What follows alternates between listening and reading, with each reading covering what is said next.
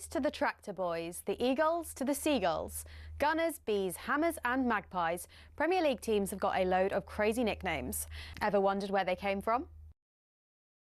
Let's start with Everton. They're dubbed the Toffees, but why? Well, because when the club was formed, just down the road there were two local toffee shops. Ye Ancient Everton Toffee House and Mother Noblet's Toffee Shop were big fan favourites. Next, they say if you can't beat 'em, join 'em, and that's exactly what Ipswich Town did when it came to their nickname. The term tractor boys used to be chanted by their opponents as a way of putting the team down for their farming background. But during one game back in the late 90s, Ipswich were 1-0 up and they decided to flip the script. 1-0 to the tractor boys, they sang, and a new nickname was born. Let's head to Leicester, famous for more than just a red, well, orangey cheese and Jamie Vardy. Leicestershire's also the birthplace of fox hunting, hence the Foxes.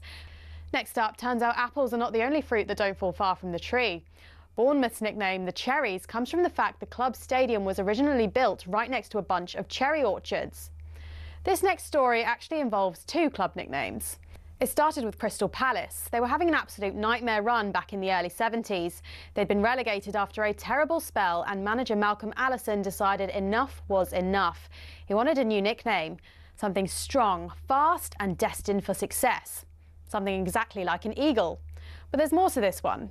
Brighton were in search of a nickname too, and Palace finally gave them what they needed. In a heated match between the two back in 1976, Palace fans began chanting, "Eagles, Eagles," and some clever Brighton fans came up with the perfect reply, "Seagulls, Seagulls." Not all club nicknames have a crazy story though. Take the Gunners. That just comes from the fact a group of munitions workers in the Royal Arsenal factory in Woolwich set up the club in 1886. On the flip side, some nicknames seem simple, but there's a bit more to them, like West Ham. The Hammers is actually nothing to do with the ham part of the name. It comes from the fact the club used to be called Thames Ironworks FC and was made up of workmen and shipbuilders. So next time the away end's chanting their crazy nickname, you'll now know exactly where it came from.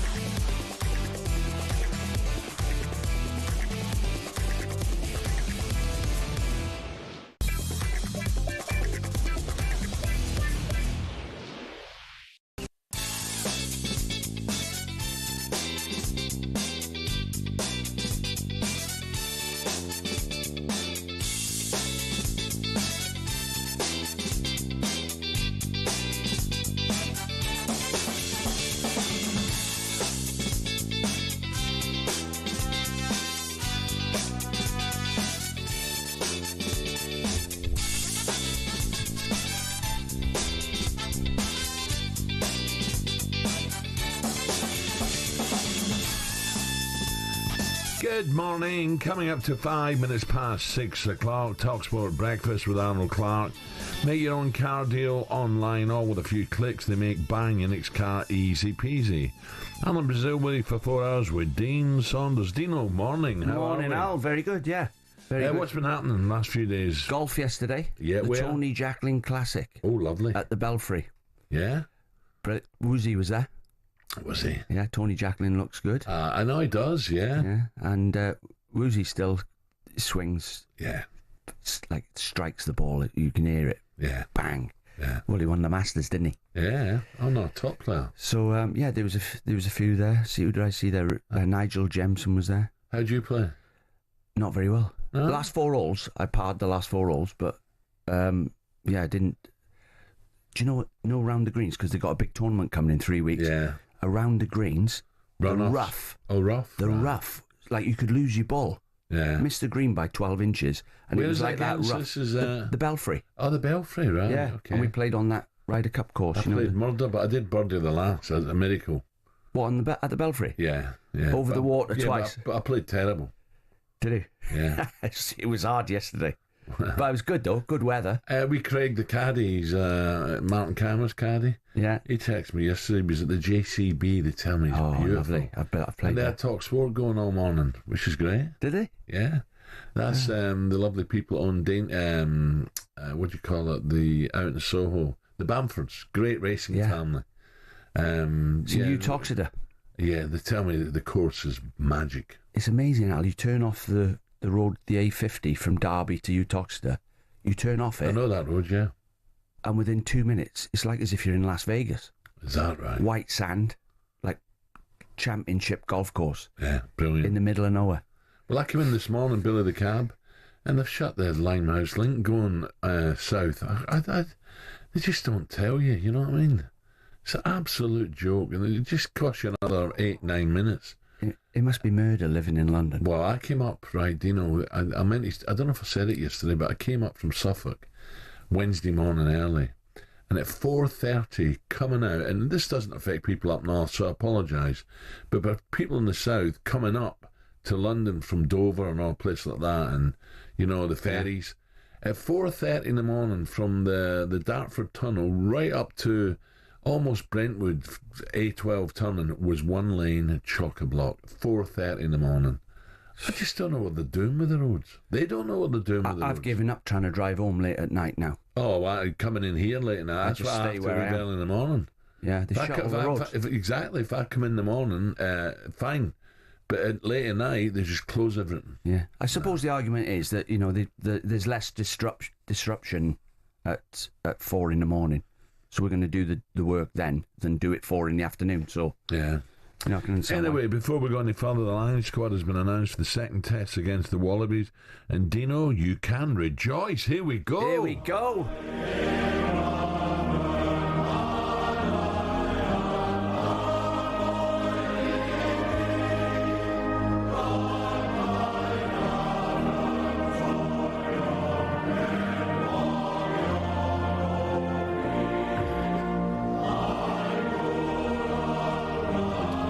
Yes, Andy Farrell has made 3 changes to his team from last Saturday, and the 2 mascots are Welsh. Andrew Porter, Bundiaki and Ollie Chesham all come in, but most importantly for Dino, there's 1 Welshman in the squad. Jack Morgan of the Ospreys has selected as 5th replacement on the team Go on, sheet. Jack. Hey, Ollie, the producer, Ollie, what are you going to say now? You're anti-Welsh. Your anti-Welsh has gone out the window. Do you know, it's hard to believe 1 in the squad. It really is. I know. It's a sign of the times, though, in Wales. Yeah. I honestly think Gareth Bale doing so well at football has made a lot of children over a number of years, 10 years, want to play football, whereas everybody played rugby in Wales. Yeah. So maybe that has a bit to do with it. Weird, isn't it? Right, Gary Ringrose was due to start but got injured in training yesterday, so pulling himself out of the squad. I tell I'm murder with these words, has a slight injury, while Joe McCarthy and Mac Hansen are still injured. It's going to be an interesting one. You can hear the second test between the Lions and the Wallabies at the MCG in Melbourne, live and exclusive on talkSPORT. Don't forget it's Saturday 11 a.m, but our coverage will start at 10. Interesting, David Campese coming on later. By all accounts, his ticket was on his phone. His phone died. Couldn't get in. Wouldn't let him in. I'm not surprised. Have you ever, when you go through the underground? Yeah. And you've got your pass on your phone? Yes. If the phone dies, you can't get out the barrier, can you? Yeah. You can't get out. I don't know, it's not happened to me yet. I've had a couple of times I'm thinking my battery's going to run out by the time I get to London Bridge. That's because you talk too much. No, I'm not. You can't get a signal underground. Plenty of line chat to come through the show this morning. We'll cross to Melbourne around, 25 minutes for more on Andy Farrell's lineup. Plus, we'll speak to ex-line Ben Kay, former Wallaby David Campese a bit later on. Now, Marcus Rashford's found a new team, and he ain't done too badly, has he? So, Laura Aparicio para Mundo Deportivo. Welcome, Marcus, to Barcelona.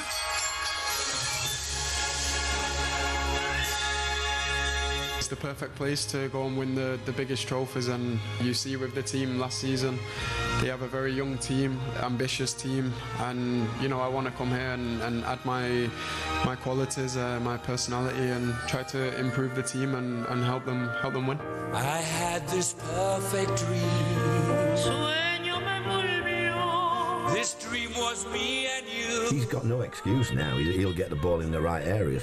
Whether he can establish himself in the team is another thing when you look at the players that they've got, like you mentioned. At 27, you're at the peak of your powers. We talked about, maturing as a striker. Yeah, and you talked about maturing physically. He has a chance. This is at the elite level. This is the last chance. How come Man United get rid of him and make him train on his own, and then he goes to Aston Villa and they don't want him, and he goes to Barcelona? The situation with United is, the club is in a period of change, and they have been for a while. So I don't have anything bad to say about Manchester United. I think it's been an important part of not only my career but just my life. So I'm grateful for the opportunity to play for them. But football is the same as life, and not everything goes as simple as you may have thought. Yeah, incredible move. Barca had an option to sign the 27-year-old on a permanent basis for around 30 million. In 2026, he becomes the first English player to sign for last season's League and Cup double winners since Gary Lineker back in '86. So he's on a season-long loan with an option to sign. Dean, rumour has it you're a little tiff with Gabby over this. Oh, the Gabby. No, I was just gobsmacked that I was asked by Jamie as a manager, do you think Marcus Rashford deserves a move to Barcelona? And I went through it. I explained no. I said I don't think he's done enough. He signed a contract with Man United. Whatever he's getting, 350 grand a week, whatever it is. When you shake hands with the owner who gives you that contract, your part of the deal is that you give everything you've got. Yeah. I don't think he has. And I would have advised him as well, when we're 15th in the league and you're getting a bit of stick and the fans think you don't care, it's not a good idea to drive out of Old Trafford in a 700 grand Rolls Royce. I'm not telling you what car to buy, but there's a time and a place. Keep your head down. When things aren't going well, keep your head down. So I won't tell him what car to drive, but I don't think it's a good idea. So I just tell the truth, Al, like I always do, from no matter who it is. And I'd say the same to Jack Grealish. If he keep your head down, Jack. And by the way, I had a 500 SL when I played for Liverpool, and I used to hide it round the corner on a bloke's drive, a fan. And I thought, I better not drive in that. They're going to think I'm a big-time Charlie. And then I scored 4 in a European game at Anfield, and I thought, I'll be all right now. So I parked my car in the car park. I got ambushed by Ronnie Moran, Roy Evans, Graham Souness, Phil Bosma. What are you doing in that? Who do you think you are? Yeah. You big-time Charlie. Scored a few goals, have you? So that's what I was taught. Yeah. You keep your head down when things aren't going well. Do what you like when you're winning. Just one thing you mentioned there about 350 grand a week. Isak, the top of 300 grand a week, that's what he wants by all accounts. This is the rumour flying around yesterday. Or is he going, is he going to leave Newcastle? But if he wants 300 grand, I'm like, give him it. Give him it. Well, I don't, it looks like Liverpool have gone, is he for sale? And they've said no. Yeah. So they've just gone straight and got Nketiah. And I don't know much about Nketiah, to be honest, so... I don't think he's the finished article yet, but he's got promise. You know what you're getting with Isak. He's proven. Yeah. He's quick, strong, can finish, and he's done it in the Premier, so that's the easier option. But, Liverpool know what they're doing. But I would, if I was Newcastle, you can't lose him. Can't lose him. No, well, what is he, 6'4", 6'3"? He works his socks off. He's a great finisher. Looks like a good lad, good professional. strong, can score all different types of goals. He would have been an asset to Liverpool. But then you think, right, Liverpool now getting close to 300 million they've spent. Does it mean the door's now open for Nunez to leave and Diaz? Yeah, you know? I hope not, because I like both of them. Coming up, we turn our attention to the back pages and carnage at Old Trafford in the cricket. 10,000 fans, by all accounts, outside waiting to get in. What on earth is going on? We'll find out next.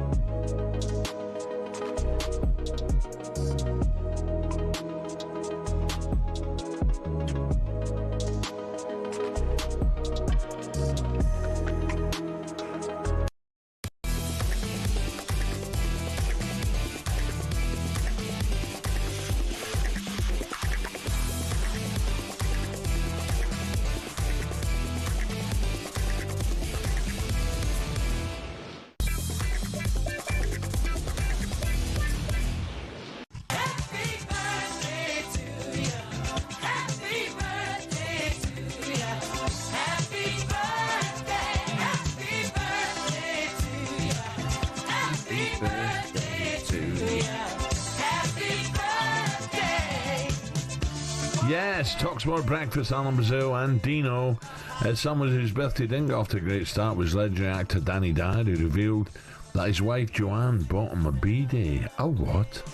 Joanne says, I got so sick of looking at these dirty boxers that I've got him an ensuite and a little shower thing for each plum. Oh, no. Yeah, unbelievable. Oh, it's 6:20 in the morning now. I know. Terrible. Dino, what's the worst birthday present you've ever been given? Let me think. I've had some bad ones. You know them ones from TK Maxx? They're the grooming kit. Oh, really? The moustache oil. I've had a beard oil. But you don't have a beard. No, I know. That's the point. Worst present ever. I haven't even got a beard. No. I've got some beard oil. But that 25% off. You'd be easy to just get your golf gear and golf balls. Yeah. Remember we used to get them Pringle jumpers? Yeah. Nick Faldo. I remember Golden Bear, Jack Nicklaus stuff. Yeah. But everybody's got that Druids gear on now. Druids. Is it? Is the craze, yeah. Mm-hmm. Unless you're in, you're shopping in the bigot with the bigoters, where you're in their Ralph Lauren. You know what I mean now? What have you got on there, Tommy? Gant. Yeah. A little bit of Gant. Yeah. Well, right. So happy birthday, Danny Dyer. What age do you think he is? Danny Dyer, I would say 53. 48, just 48, yeah. Is he? Yeah, so enjoy your B-Day, Danny. Going to have a couple of curries first. Right, let's look now at today's back page with Tesco Mobile for Business. The Back Page Review on talkSPORT with Tesco Mobile for Business. Got a side hustle as a Pilates instructor? Stretch your budget with business phone bills for up to 40% less than the big three networks. For verification, see tescomobile.com/business. By the way, I'd hate your clothes allowance bill. Jeez, no one of your husbands got two companies. I'm shocked, Al. She comes in with different Shaban. gear every day. For those who can't see, Designer Shaban's gear walked in. every day. That's not designer. Not only that, Al, It's not she's got a CNA, is blue it? top on. Do you know what I'm What, thinking? blue, greeny? Is this a bit Blue. Ibrox blue? Yeah, Well, there's a bit that of green, is- there's a bit of green that at is- the bottom. Rangers blue, that is. I thought so too. and As then a I thought- Celtic fan, But you've said it. He's not said it, but he's just said he thinks it's green, which makes me think his No, eyes there's have green gone. at the bottom. it's not. It's not. It's blue. That's the lights you're looking at, Al. Is it? Yeah. That is Rangers blue, No, Shaban. no. Listen, I hear what you're saying, and it's going to get burnt when I go home. Right. I like the jacket, though. Thank you. And Thank you you very turn the much. sleeves up. Thank you. Yeah, I do turn the sleeves up a wee That's bit. Jamie's jacket. I've got his pants on as well. Right, back pages of the papers for you. A lot of focus on Rashford. Rashford's dialed in. He eyes Lineker's Barca numbers as loan is sealed. Back page of the Times showing that picture of him coming out of the phone box. Rashford's new home in Barcelona. Looking at What's the phone box there for? I think like London, like some sort of British nod to... He's come out the phone box Has he? from Britain to... I didn't really get it either, because but I think then- London phone box, I think London. Yeah, Well, exactly. It's British. But I He's think born, London. he's born in Wythenshawe. If you go to Disney World and Epcot, they put one of them phone boxes there next to the pub. So All you right, know when you that's walk fair in, enough. Yeah, that's fair enough. The house in St Albans got one in the garden.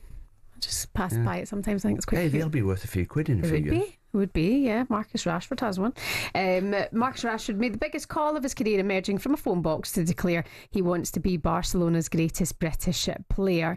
One thing I will say about his press conference, and then you're going to hear some of it a little bit later on, is it was nice to hear him chat instead of just being chatted about. You know, he sounded in a good place. He looked the part. He was suited and booted, and good luck to him Well, in it's the a next great chapter. opportunity, isn't it? Let's be honest. Yeah, Great absolutely. opportunity. Huge When you were opportunity. young, Al, Barcelona was one of the teams. Imagine playing for them. Well, I played. I made my European debut against them.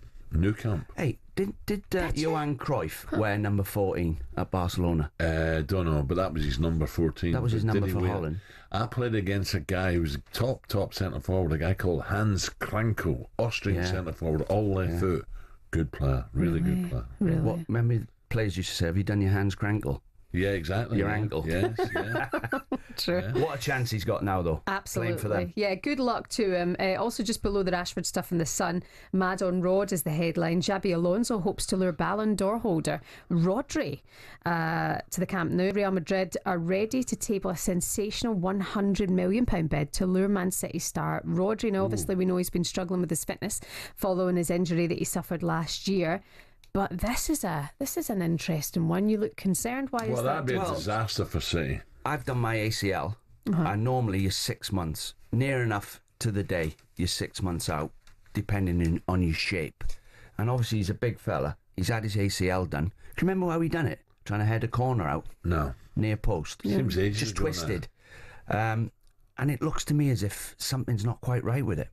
He's still not fit, is he? Is it down to that? I don't know, Why he's but not fit it's not. now? It's a Because bit of a they're very worry. quiet City. He was back at the Club World Cup, and actually he did look very, very promising, but he only lasted 47 minutes after coming on for City when they were shocked against Al Hilal. So there's some question marks if he is suffering from a fresh problem. Uncertainty over his true physical condition is one element that might persuade Real to wait and see with the City contract due to expire in See 2027. Al Hilal, that result. I wonder, did that set the alarm bells ringing in Pep's head? He must have thought, we'll beat these, no problem.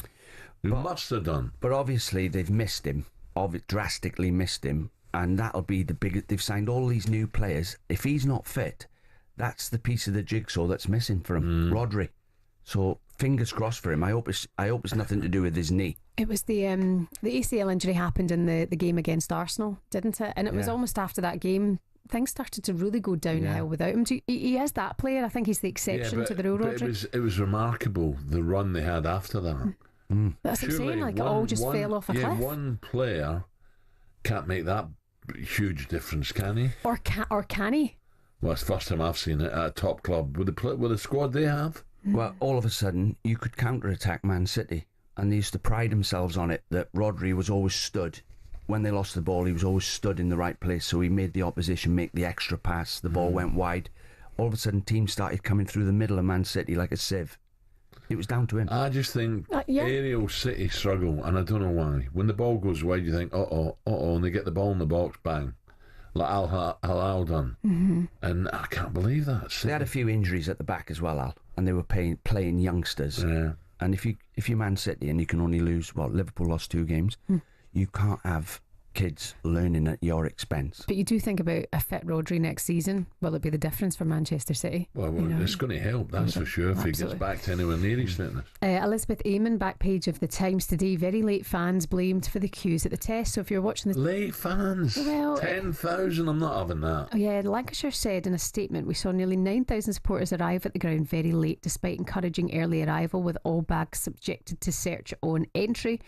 So the supporters are being blamed here for these long queues outside Old Trafford. Fans attending the first day of the 4th test between England and India were enraged by these delays getting into the grounds that caused them to miss the start of play, saying poor communication and lack of staff meant the gates and bags took a long time to get checked, and they were waiting for more than an hour to get in. Lack of staff. Well, they're saying lack of staff, and Lancashire are saying, no, we told you to get there early to check your bags. Is that normal that they do check bags? I don't know. I think so, yeah. Should be, yeah, I think so. It would be now. The 20,000 seater stadium in Manchester was sold out on Monday with tickets costing £110, but you did see the empty seats yesterday when play went underway. Yeah. Also back page of the Times today, Martin Ziegler writing, damehood for Weigmann if team win. So Lionesses are in line for £87,000 each for reaching the final, and there's also reports that Serena Weigmann is set to receive an honorary damehood if they win the tournament or not. Obviously Gareth Southgate got one, he didn't win England a trophy, but would you like to see Serena get one? With a great respect to, I've no problem with that, but they give them out like, I think they should. She deserves one. If they give them out a lot, she deserves one. One of the main reasons why women's football has taken off in Britain, even Wales have qualified for the first time. Well done, you. Is down to her getting that team on the pitch, and we know nearly all the players now. Yeah, household names. So young girls that were, it wasn't cool to play football, now play football. And I think it's great, women's football. Shaban, did you watch last night's game? I did. It was a good game. Was it good? Yeah, frustrated. They were frustrated. Spain deserved it or not? In the end, they did. They had many more chances. They dominated the ball. They dominated possession. But the Germans just didn't lay down easy. It went to extra time, 117th minute. Aitana Bonmati, the Ballon d'Or winner, won it for Spain 1-0. So they will face the Lionesses on Sunday, 5 o'clock. Give us your correct score, Shaban. You're in the know. I'm going to go for 2-1 Lionesses. Are you? Yeah, I am. Everybody else has said Spain are just too good. But watching that performance last night, I think Serena will be going, we can get the better of you. Lionesses just need to turn up early doors. I think if they can get an early lead and sit tight and not switch off for a second, England will win. Okay, well, we shall see. Shaban, thank you. That was a look at today's back pages with Tesco Mobile for Business. Coming up, Dean has his party hat on today. Why? There's a Welshman in the line squad. Finally, he's on the bench, but it's better than nothing, I suppose. We'll cross live to Australia next and find out how the changes in this squad for the second test, live and exclusive on talkSPORT, will affect the game. The Back Page Review on talkSPORT with Tesco Mobile for Business. Got a side hustle as a Pilates instructor? Stretch your budget with business phone bills for up to 40% less than the big 3 networks. For verification, see tescomobile.com/business.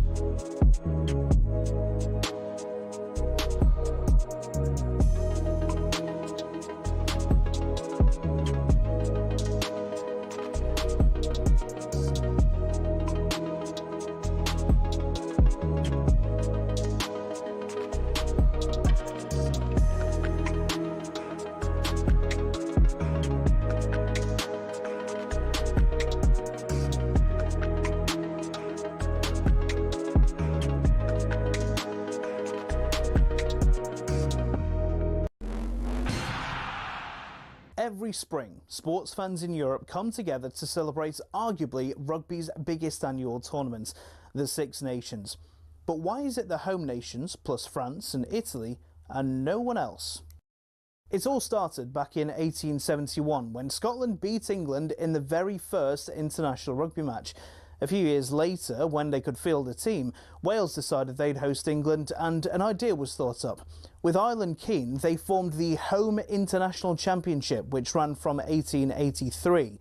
In 1910, France was allowed to join, as they were developing into a serious rugby nation, and thus the Five Nations was born.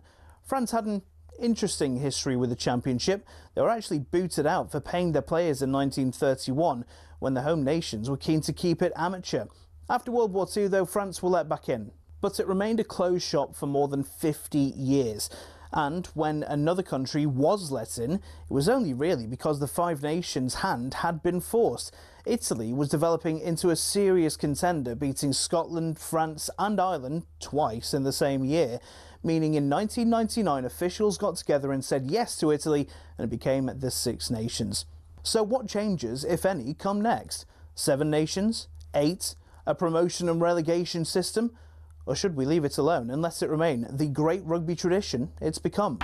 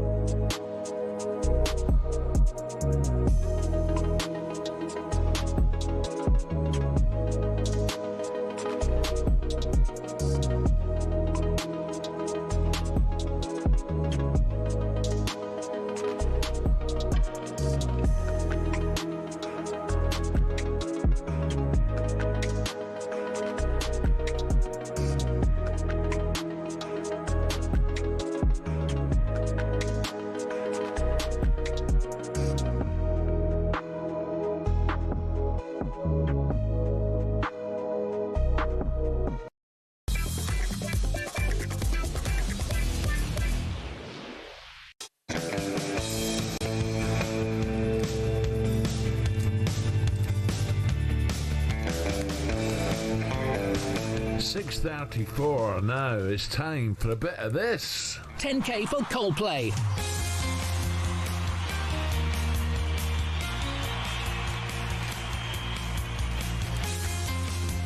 Now, Coldplay are back at Wembley this summer. We've got a huge VIP prize up for grabs for one lucky listener. We're giving you the chance to win 6 tickets in a private box for you. What about that? And your mates on August the 22nd, Dino. Full hospitality, plus we're chucking in £10,000 spending money. That's brilliant. And it's completely tax-free. Here's how you enter. 18 plus UK excluding Northern Ireland for a chance to win. Text the word WIN, W-I-N, to 83338. That's 83338 by the 4th of August at 11 p.m. and you're in the draw. Text costs £2 plus one standard network rate message. You must have the bill payer's permission though, or post your name and number to Coldplay competition, PO Box 3190 Colchester, which is CO2 8GP, CO2 8GP, to arrive by the 5 p.m. on the 7th of August. This is a talkSPORT limited promotion run on talkSPORT Talk and Virgin Radio UK stations. Full T's and C's at talksport.com, and good luck.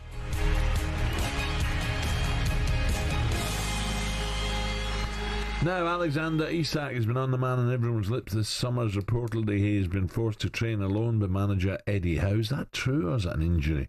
Due to his current ongoing transfer saga. What have you heard about that, Dino? Someone said to me, no, he's just nursing an eagle. So they've just said, stay on your own and chill out. Well, I listened to Eddie Howe's interview, and he said he wasn't going to start him in the game. So he decided, rather than him sitting in the dugout and getting the cameras on him because of the speculation, having to answer questions, that he told him not to come to the game. I agree with that. Yeah, and you know, Newcastle's owners are the richest, probably, if not the richest, one of the richest. So although they can't spend what they want to spend, they can actually say no to anything. Yeah. They don't need the money. Correct. So when Liverpool come calling, they go, no, not for sale. Even if you offer 200 million, they can say he's not for sale. Yeah. So I think that's what's happened. I don't think Isak's thrown his dummy out. And Liverpool have gone and signed Nketiah now, so... Yeah. Liverpool have been in contact regarding his signature, which reportedly unsettled the superstar striker. But as Liverpool have since announced the signing, as Dino says, Nketiah, what's his name? Nketiah, or... You've thrown me off now. You got it right there. Yeah, I got it right the first time. So many people Nketiah. pronounce it different. Nketiah, right. For a whopping, do you say, what, 70 million? 70 million with 10 million add-ons, but he's a good player. He can play up the front, he can play number 10, or he can play wide if he has to, but talented player. Wirtz is the best signing for me, though. I think Wirtz, we're going to enjoy watching him. He's got a bit of class. Okay. So then, since there's so many moving and potential moves, I'm like, I'll just wait for the start of the season, to be honest. So since this saga has been going on, the Newcastle fans haven't been, well, they've not been happy with us at talkSPORT, claiming we're trying to sell him, Isak, to Liverpool, which is not true, honestly. I think he suits that black and white strip. And I wouldn't want to, not because it's Liverpool, I just wouldn't want him to leave, because I think if he leaves, Newcastle's chance of top four go with it. Yeah, and I think Newcastle are in a position now, a really good position, where the next couple of moves they make have to be players from the top shelf. Have they got players from the top shelf? Isak must be looking, thinking, I could play with Salah, I could play with Wirtz, I could play with Diaz. You know, look, you'd be mad to think, or he'd be mad to think, I want to go to Liverpool. Look at the players, look at the squad they have. They're the champions. Why wouldn't you? Unless you think, no, I'm happy here. My family are happy here. I love the club. I love my teammates. It is a great club, great fans, and they love him. But they seem as if they're enabled to spend the money they've got to go to the next step, which is a shame. Just a quick one. Mikel Arteta yesterday said there's 8 teams battling for the Premiership title this year. I disagree with that. Well, I think Chelsea have got an outside chance if they put a run together. I think Liverpool have got a great chance. 2. Arsenal have got a great chance. Man City have got a great 4. chance. Stop. And then, I don't think Newcastle will win the league. I don't think Villa will. I don't think Spurs where's he will. getting 8 from? Who else is? Who've we missed out? It's Villa, Newcastle, Forest, maybe, and then maybe a Spurs or a Man United. You know, Man United, I don't think they can. Spurs? It's not 8, is it? No. So I'm really strange. I'm thinking, where's he getting 8 from? It might be 8 in the next 5 years. You know, if they keep these foreign owners keep coming in and putting millions in. I think Arsenal have the big chance next year. I do. Right, it's time to get an update on the Qatar Airways Lions Tour in partnership with Tenement. Qatar Airways Lions Tour Roundup on talkSPORT with coverage sponsored by Tenement. Show nothing but confidence this summer. Choose boxer shorts with built-in protection for drips and dribbles. Visit tenement.co.uk today. Now, the second test between the Aussies and the Lions is just, 2 days away, live from the iconic 100,000-seater MCG. And head coach Andy Farrell has named his side earlier this morning. 3 changes from Farrell, including his son Owen on the bench, even a Welshman in the squad too. Dino's happy. Here's what he had to say about the changes, including why he's dropped popular inside centre Tia Palutu. Sione has a little bit of a tight hamstring there, so that influences that. And unfortunately for Gary Ringrose, Hugh comes in. Gary, was actually selected, and unfortunately in training today he's had to pull out. So that's unfortunate for Gary. But we've always said it's about the squad and nothing but about the squad, and we're delighted for you to come in and be ready to go for Saturday. Okay, let's get more on this. Cross straight over to our talkSPORT Lions reporter down under, Alfie Reynolds. Good morning, Alfie. Morning, Alfie. Morning, Alan. Morning, Dino. What do you make of the changes? Yeah, interesting ones, really. Andrew Porter at loosehead, Ellis Genge moves to the bench. Look, they're both quality operators. Genge has been one of the best players on the tour, but I think maybe Andy Farrell wants him coming off the bench. In terms of the second row, Ollie Chesham comes in for Joe McCarthy. Joe McCarthy has got an injury. And then Bundy Aki at 12 for Tuipulotu. Tuipulotu has... Andy Farrell described it as a slight... tweak in his hamstring. I wonder whether Bundy Aki was going to start anyway, regardless of that. I think when you look at this team selection from Andy Farrell, there's a couple of things really. First of all, I think when you look at the bench options, I mentioned Ellis Genge amongst the replacements, Jack Morgan being named there, Owen Farrell coming on, Blair Kinghorn coming on. I think there's a part of it that the Lions had the first test pretty much wrapped up after 50 minutes, but they did drop off in the last 20 of that. So I think Andy Farrell wants more from his bench, wants more of an impact. And then as we just heard in the interview there from the press conference, Gary Ringrose pulling himself out of the squad because he picked up a knock in training today, which is remarkable when you think of it, because he was in line to start at the MCG. It's going to be an unbelievable occasion. The Lions have the opportunity to wrap up this series, go 2-0 up in the 3-game series. So the kind of selflessness from Gary Ringrose to pull Andy Farrell to one side and say, look, I've got another head knock, is brutal for him. Quite impressive as well, I think. But you still look at that Lions team, really strong team to take on the Wallabies at the weekend. Alfie, I watched most of the game midweek, and I thought it was like watching the old days rugby, passing it from one side of the pitch to the other. Great handling, and some of the players played really well. Is there anyone there who's made a case for themselves? Yeah, well, I suppose when you look at that team from Tuesday, where they played the First Nations and Pacifica 15, which was probably the best tour game they've had out here in Australia, Owen Farrell and Blair Kinghorn and Jack Morgan all come onto the bench. So does James Ryan. He featured in that game. So there's definitely been kind of some tweaking the squad off the back of what happened on Tuesday. Generally speaking, the starting team is similar to what we saw in the first test against Australia. But some players have made their case. And Dino, obviously for you, Jack Morgan, the Welshman in there, the only Welshman in the squad.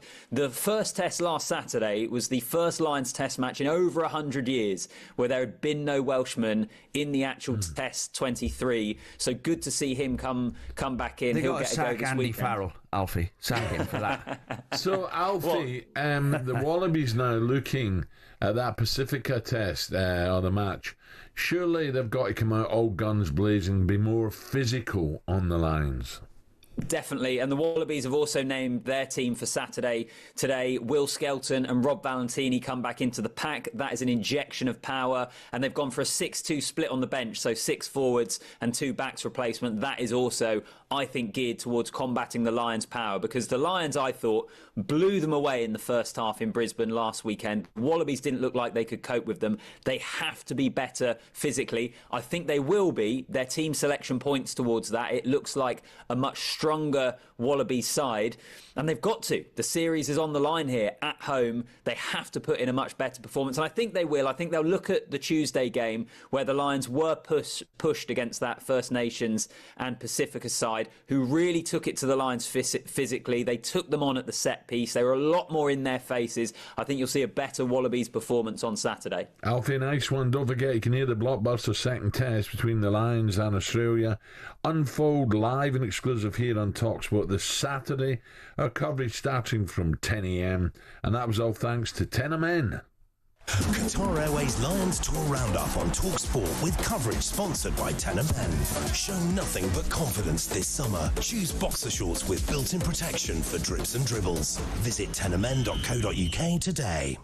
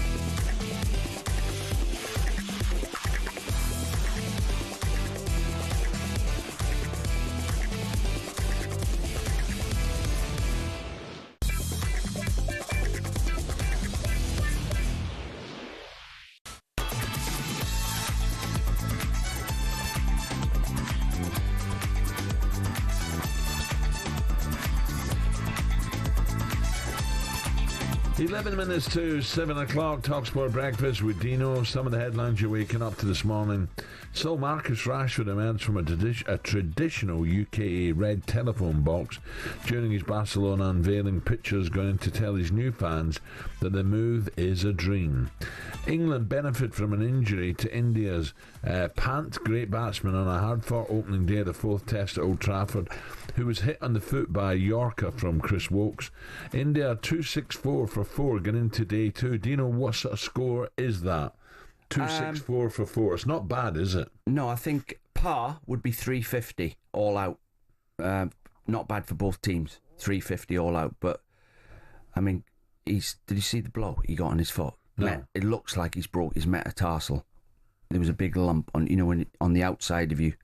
Just on your big toe. I was going to say, why don't they have more protection on the feet? But then you got to make quick runs, haven't you? Yeah. Well, we used to have steel toe caps, didn't they? They used to have them. But did they? Well, yeah, and then they've gone the opposite way now. But he got a bottom edge, Al. He was sweeping it was a fast ball coming at him, not a spinner.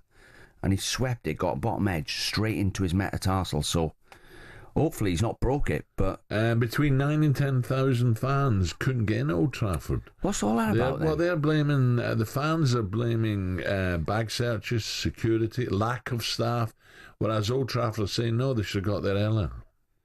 Well, you know what time the first ball's being bowled, so you do have to get there. Yeah, but it's not exactly 100,000 people going in there like the MCG for the lines. It's like 20,000. So was there enough gates open? Well, I don't know. To search the bags? I don't know. I'm not pointing fingers, but it seems a bit strange to me. So if you stood in the queue for it and you missed the first hour, you'd be raging, wouldn't you? Yeah.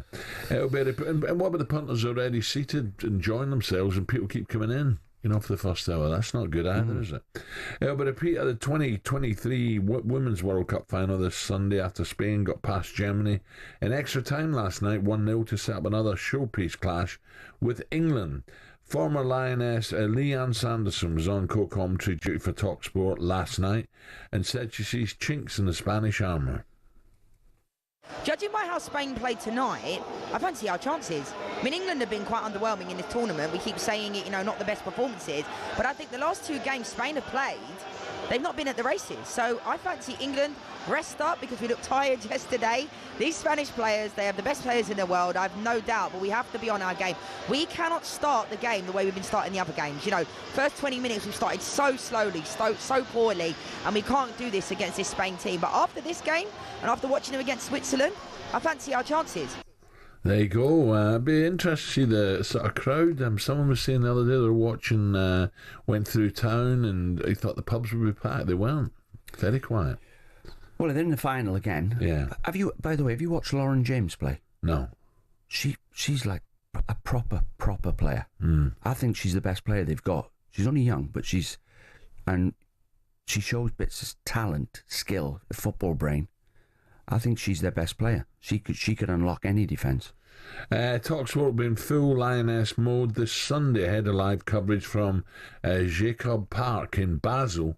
Can England retain the crown, or will Spain hold the World Cup? Nations League, they are the best in the world, Spain. And Women's Euros all at once. We'll find out this weekend. Where's Shaban? Here she comes.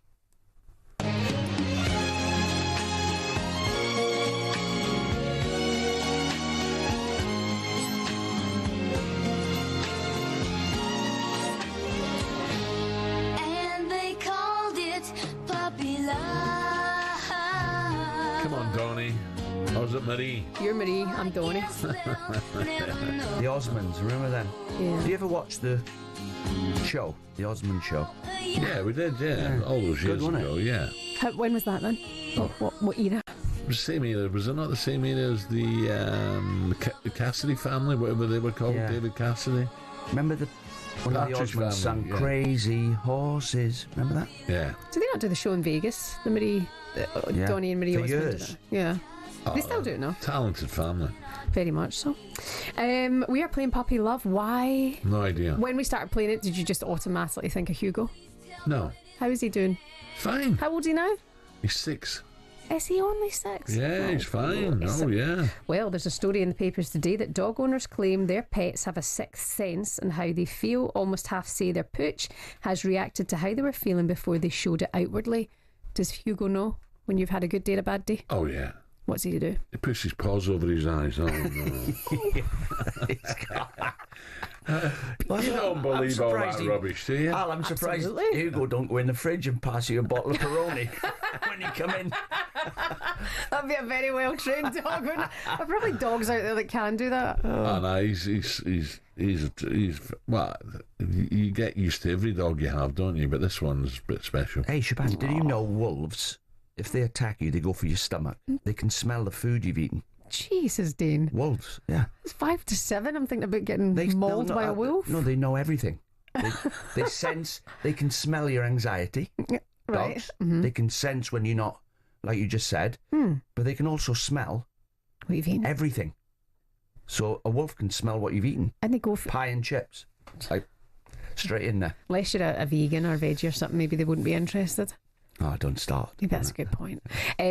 Well, the thing is about Hugo, when you and Chelsea have like a disagreement, who does he side with?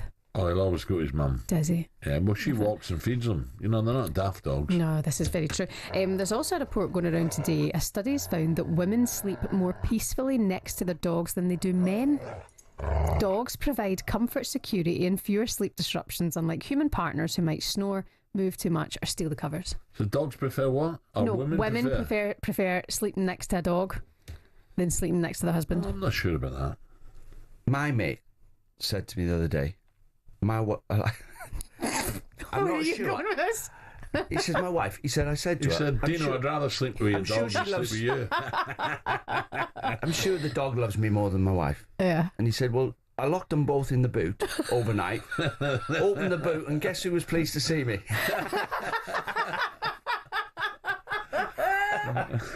Dean, honestly.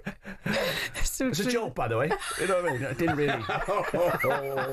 Didn't lock him. He's in trouble Didn't again. really lock him in the boot. He's in trouble again. That's the most ridiculous dad joke. Do you have a dog, Dean? Yeah, 2 little ones, yeah. Okay. Yeah. What? 2 little dogs, yeah. Okay. Hey, do you want a bowl? My son makes the bowls. You know, they eat off the little dog bowls. Told me that. Yeah, Does he? easy. Yeah. Gets their name on it and stuff. Stops the discs going in the top of their neck. Nowadays, dogs don't just eat from a dog food bowl. They have like shapes in it, so they don't eat too fast, so they don't cough and get sick and all that kind of stuff. Yeah. It's just like not a normal thing to have a normal dog anymore. They come with like all these different. Well, the flat-nosed dogs caveats. are not supposed to eat off the floor. Right. Because the discs go and you get a bill from the vet, $7,000 to fix it. That's what happens. The dogs, if the dog's disc goes in its neck, to put it right, the vet charges $7,000. Do you know? Can you believe it? Because my son does the dog bowls. He's dog guy. Yeah, he makes dog bowls. Played football and then fell into dog bowls. Love that. Learn something new every day. doing well. Lovely. I liked your joke though. Yeah. Sleep tonight. Do you want a bowl out for the dog for Hugo? Give me Hugo bowl. I'll try. Got his name on it. Yeah, I'll try. I'll put his name on it for you. Right. Anyway, still to come. Dear, oh dear. Superstar Breakfast preview on talkSPORT with Travis Perkins. Find everything you need for your landscaping project in stock and available for delivery. Terms and conditions apply. Okay, on football, crikey. We'll ask Blackpool manager and Manchester United ledge Stevie Bruce to explain himself after being pictured at an Oasis concert wearing a bucket hat. What? Hold on a minute, Brucey. He joins us live at 8 a.m. and former Barcelona winger Bolo Zenden will tell us exactly how much the fans will embrace Marcus Rashford in Catalonia. I wonder what the Barca fans are thinking, you know? All that and more to come. That was a look ahead with Travis Perkins. Superstar Breakfast preview on talkSPORT with Travis Perkins. Join the club and get low trade prices. Find out more at travisperkins.co.uk or download the app.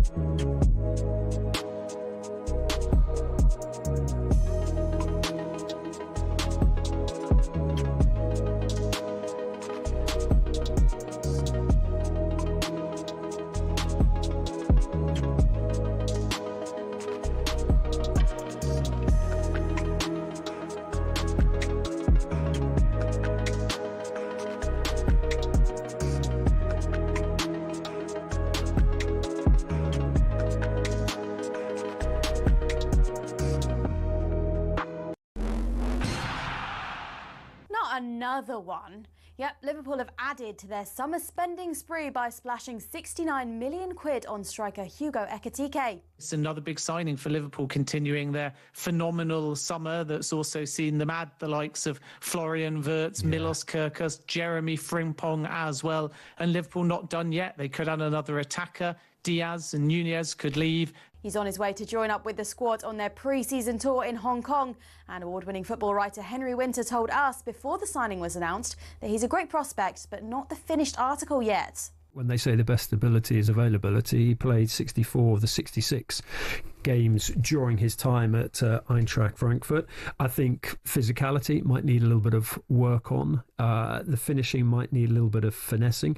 But you see how players respond to Arne Slot. Meanwhile, Marcus Rashford has been unveiled as a Barcelona player, but despite the opportunity to tell us what he really thinks about how he's been pushed out at United, he was nothing but complimentary.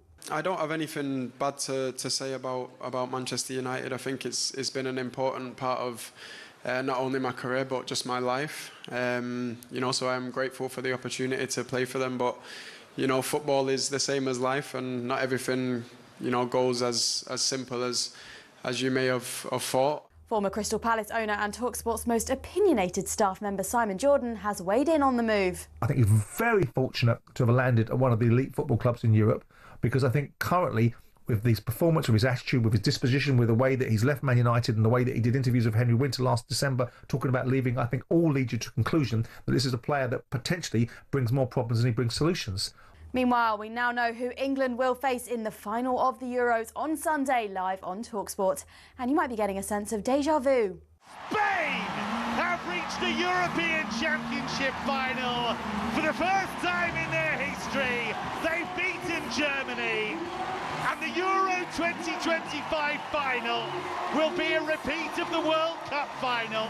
Let's just hope the result isn't a repeat of 2023. And remember, all your latest is at talksport.com.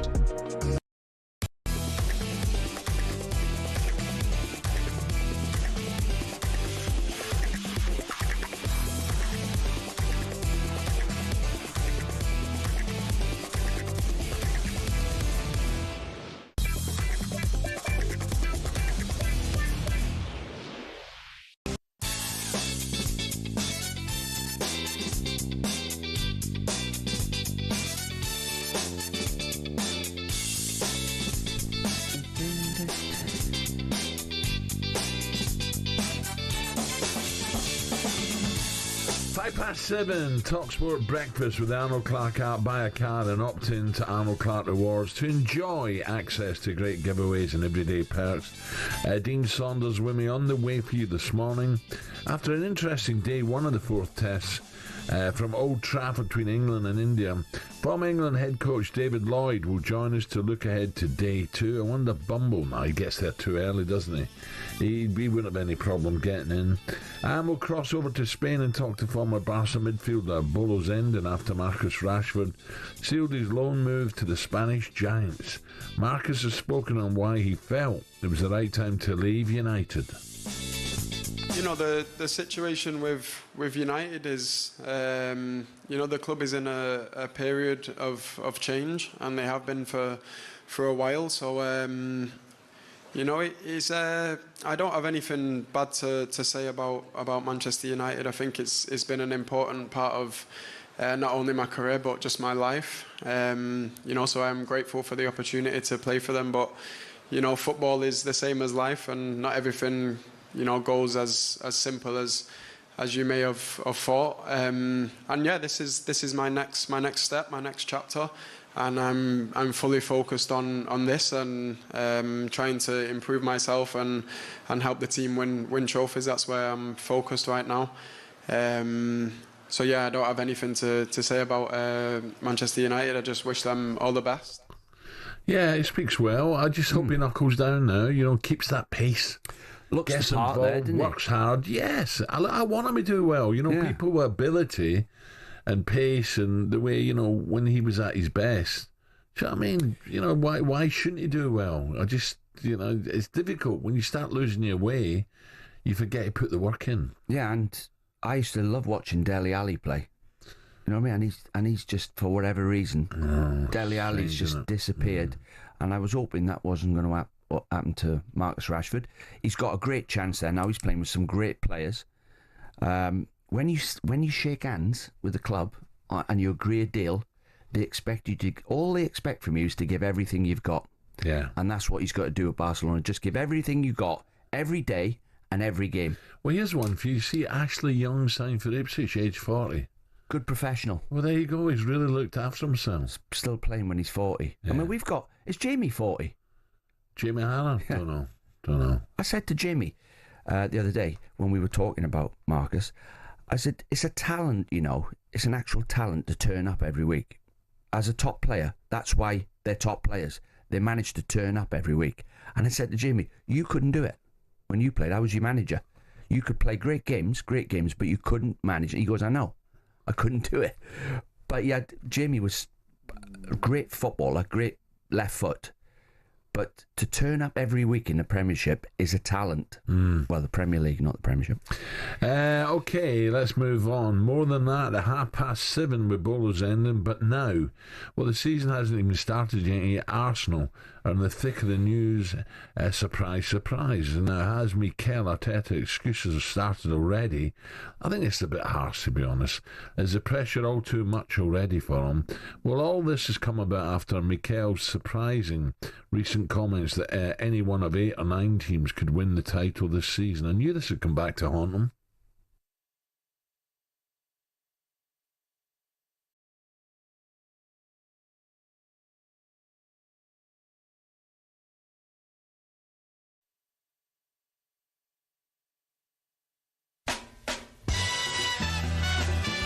Been such an impressive season for Liverpool. They've run away with this title with plenty of games to spare. Well, he's getting the excuses in early, isn't he? Listen, this is a fella who's under massive pressure. It's a big one for Mikel Arteta. I've no idea why he's saying that, because nobody believes a word of it. There's no way you could pick out 8 teams from the Premier League and say that they've got a chance of winning the title. Let's not listen to some of the waffle that comes out of Mikel's mouth, because he just likes to make excuses quickly. With Durham and pretty much with most of the commentators, you have banter, bong the hall, constantly beating up Arsenal. Don't like the narratives being played out by Arteta. But on one hand, he says great things like, I can only control the things I'm controlling. But there's 8 other teams that could be competing for that league spot. Somewhere along the line, Arsenal got to win something. Yeah, it's a weird one. The season hasn't even started yet, and Mikel has been criticised. One thing you can definitely say, though, is the pressure on Mikel Arteta this season is just getting bigger and bigger. His exact words in this season's title race were, so we're not making it up here at talkSPORT. Every year, this is what he said, every year we have to see how things develop. But I see the right balance in terms of maturity, experience, youth, hunger, and all these ingredients. All the ingredients are there. The thing is, there's another 6, 7, 8 clubs in the league that have the right ingredients to win. And there's only going to be one winner, so we have to focus a lot on the things that we can control, that we can do to achieve what we want at the end of the season. So is he trying to ease expectations for the fans, or has this prompted a massive overreaction? The problem I've got is Now, I keep going back to that PSG game when Donnarumma was brilliant in goal. Arsenal could have knocked PSG out. Now they've got the striker. So they've got to have a big chance. They've got to, but 8 or 9 teams are going to rival them for the title. I'm not having that. No chance. No, I suppose he'll go. If you questioned him, he'd say, "Well, what about Leicester? They come from nowhere." So of course he will, but that won't happen in our lifetime again. I don't think. You got Villa, Newcastle, Forest, Man City, Arsenal, Chelsea, Liverpool. I've got 4 like you. Yeah. Maybe if you want to put Newcastle in, they keep me sacked. Maybe 5, but that's it. Do you think, Al? Because I had this discussion with Jamie. Do you think if Arsenal finish second, they've failed? No, because Liverpool, as you said, and you keep saying, and you're right, lost only 2 games. That's hard to peg back. That is hard to peg back. And Chelsea have spent 1.6 billion on players, so they're looking to win the league. Liverpool have just spent 300 million. Man City have spent 200 million. So you've got to jump above all of them. Everything's got to go right for you. A few injuries like they had last year cost them. And as you said earlier, Arsenal starts very tough. Let's get a view of an Arsenal fan and broadcaster on this story and say good morning to Harry Simu. Harry, very good morning, Harry. Good morning, Harry. We're not here morning, to hammer Mikel. It was just a strange thing. It was an unusual thing to say. Yeah, look, I don't agree that there are up to 8 teams that can win the Premier League, but I think way too much is being made of this. Mikel Arteta's just being respectful to the competition. He knows better than anybody that he's under pressure to deliver something, to win something. Arsenal have been so close yet so far away at the same time. And yes, there is that expectation around Arsenal going into the new campaign, but there's way too much being made of that comment. I mean, if you analyze the entire sort of monologue that he gave around that question, because it was part of an embargoed bit of a press conference, then I don't think it's anywhere near as outrageous as people are making it out to be. So I'm not worried about this. Mikel knows full well that the team have invested again, and that they're in a place now where they just need to get over the line. That's kind of the next step. But you guys just said yourselves, if he finishes second and Liverpool go again like they did last season and win the league, that wouldn't necessarily, in a lot of people's eyes, in some people's eyes it would be, but it might not necessarily be seen as a failure. So why are we kind of beating the guy up for suggesting that this is the toughest league in the world and there are multiple teams that can challenge for it? I don't understand. No, Harry, let's move on to Gyökeres, because I want to talk about these kids as well, but the announcement of Gyökeres should be any day now, and Arsenal fans are hoping this is the missing piece. Yeah, for sure. I mean, for a while now, we've felt that we've needed that out-and-out number 9. Victor Gyökeres is definitely that. Obviously, he's pushed really hard from his side to get this deal done as well, which I think has already created this bond between himself and the Arsenal fan base, who are desperate to see him come in and hit the ground running and sort of aid Arsenal's push for a title or a Champions League or one of the big ones. So yeah, look, it's going to be, I think, announced in the coming days. We heard sort of last night that there were just a few details being discussed and some documents being checked. And I'd imagine that the medical will probably take place before the end of this week. And the hope is that he can fly out and join up with the rest of the squad and play some part in Arsenal's pre-season tour. Yeah, and he's a goal scorer. He got 100 goals for Sport in Lisbon, and he knows where the goal is. And the false number 9 has created a bit of a scarce shopping list for strikers. But it's coming back. I think the strikers are coming back, Al. I listened to Rory Jennings last night, a brilliant show. They were talking about who's going to be the best striker this season, and it's the first time they've been talked about. Yeah. So, because they're all signing, there's Newcastle have got a top centre forward, Liverpool have got one, Arsenal are just signing a good one.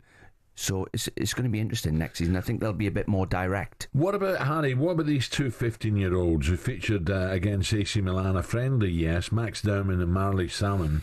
Mikel called them unbelievable. How good are these 2 kids? Yeah, I mean, I've had the luck of sort of working on some Arsenal Academy games as a commentator in the past, and so I've watched these kids a fair bit more probably than your average Arsenal fan, and I can tell you they are both really, really special. I mean, Marley Salmon at centre-back has got the temperament of a top defender already. I think he still needs to grow up a little bit physically to be comfortable in the Premier League, but he's 15 years old, so that's completely understandable, and I'm really excited about what the future holds for him. And Max Dowman, my word, what a talent talent. The way the guy carries the ball, the way he can change direction, his dribbling ability is incredible. And I thought he showed a lot of maturity when he came on the pitch yesterday, because when you watch him at under 18s level, you tend to see him pick up the ball and go on these dribbles and nobody can stop him, and it's almost a little bit too easy for him. Whereas playing in the first team, he kind of knew and understood, I thought, really quickly that the role is different, what you're going to be able to do is different, and I think he adapted really, really well. I mean, it's just another tip of the hat, to Arsenal and their academy, because, you know, we're talking about a team that has Bukayo Saka in it, and that has Miles Lewis-Skelly in it, and that has Ethan Nwaneri in it, and now we're talking about another two youngsters at 15 years old who are knocking on the door of the first team squad, which is just remarkable. It's really nice to see as an Arsenal fan. It makes you proud. Harry, thank you. I've got to move on. So remember those two names, Max Dowman and Marley Salmon. I've sent about in Max Dowman. Everyone, well, they're meant to be two top-class youngsters, so I look forward to that. Right, coming up, is it a mistake if Liverpool sell Diaz? I like Diaz, mate. We'll discuss that next 7:16.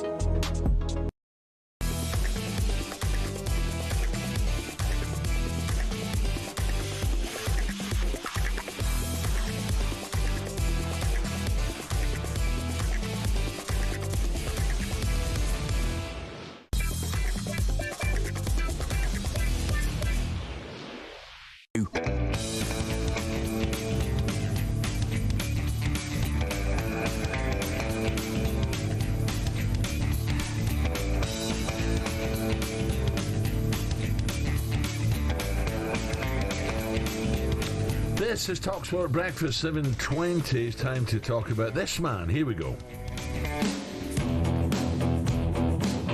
will come again with Diaz. Diaz, has beaten him at the near post, and that will be that. Oh, God, me. Do you know what? The more sleep I have, the more tired I get. My body's saying, what's happening to you? Well, we're on the Baroccas now, aren't we? Let's get them I've down. not had any yet, but I'm going to. talkSPORT understands Bayern Munich are willing to pay up to 70 million for Luis Diaz.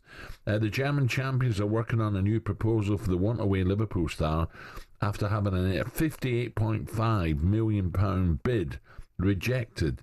Liverpool say the Colombian is not for sale, but that could change depending on high Bayern bid. They can source a suitable replacement. Ekitike was confirmed a Reds player yesterday. Diaz, fiery, tough, wiry, strong. I think it'd be a shame to see him go. Yeah, like last season, 17 goals out. He had to replace Mane, which was big shoes to fill. Because Mane was. But did he get enough games last year, Dino? Is that his problem? He played 30 odd games, got 17 goals. That's brilliant. Yeah, so and seamlessly become one of the fans' favourites. And like you said, he's got fire in his belly. He closes people down. He runs back. He sprints non-stop. Fighting him as well, isn't he? Yeah. He'll try and get the ball back for you, but he's everything you'd want in a winger. And I think he's going to get better. And by the way, 17 goals from wide is very, very good. Yeah, I mean, obviously Salah, it's 30 nearly every year, but he's a freak of nature. Yeah. And it does help. Salah's crossing them for you from that side. Yeah. So he's coming on, getting on the end of them, yeah. But he's a great player. I hope they don't sell him. Yeah. He's a great player. Okay, there's plenty more transfer news on our website, talksport.com. Right, Shaban's back. Right, what you got? Shaban still got that blue top on. I still have the blue top, unless I can borrow your Ralph White. shirt. Oh, no, you can't, because his mum likes that white shirt. This is true. My mum likes this. Is my mum's favourite shirt. Your mum watches you and critiques your style. Yeah, she watches, she can't wait till it comes on. She'd be up at 6 in the morning watching. Really? Now going, that's my boy. That's really sweet. You were speaking about the website there, Al, talksport.com/dugout. This is a good one for all of our loyal listeners out there this morning. All this week, TalkSport is asking you, what is the nation's second sport? Interesting. We all know football reigns supreme here at TalkSport, but what's the next best thing and why? Whether it's boxing, cricket, rugby, darts or MMA. Racing maybe? Yeah, I can see why you would put that in there. These sports need your vote, so you can head online to the dugout, talksport.com/dugout, or via the TalkSport app, and you can have your say there. What would it be, Dino? Would you say cricket? Yeah, cricket. I say golf. But someone told me... Or no, boxing. Could be boxing. You're not going to believe this one, Al. Golf's massive. Yeah. People playing. Someone told me the second highest watched sport. Greyhound racing? Is greyhound racing. Really? Yeah. It's weird. Because they're on every night. And they're all shutting. all the courses are shutting, but people are watching loads on telly. Wow. Okay. Well, you can go online, talksport.com/dugout, or via the TalkSport app. You can have your say. What is the nation's second sport? Is you can fishing have your not vote big there. as well? I'm not a fisherman, but I think fishing might be quite big. It's got to be cricket. That's a summer game, though, isn't it? Got to be boxing. But no, then you got rugby as well. Ruggers, obviously. Yeah. Racing crowds are up. You waited, Glorious Goodwood. I bet the attendances are up. Well, what's interesting is that you can have your own say on it. Am I going to Goodwood next week? No, I'm going on holiday. Another one? What do you mean, another one? Big time, Charlie. I've been away in Big ages. time. You've changed, you have. You've changed. Big You've had your teeth done. Charlie. Oh, it brings up my teeth again. Harpenden smiles. Sachin, thank you very much. By the way, some of the TalkSport names in the office have been throwing their weight behind their favourite sports. Here's Drive's Andy Goldstein, who's gone for snooker. Hello, Andy Goldstein here. I've only got since Drive Time weekdays 4 till 7.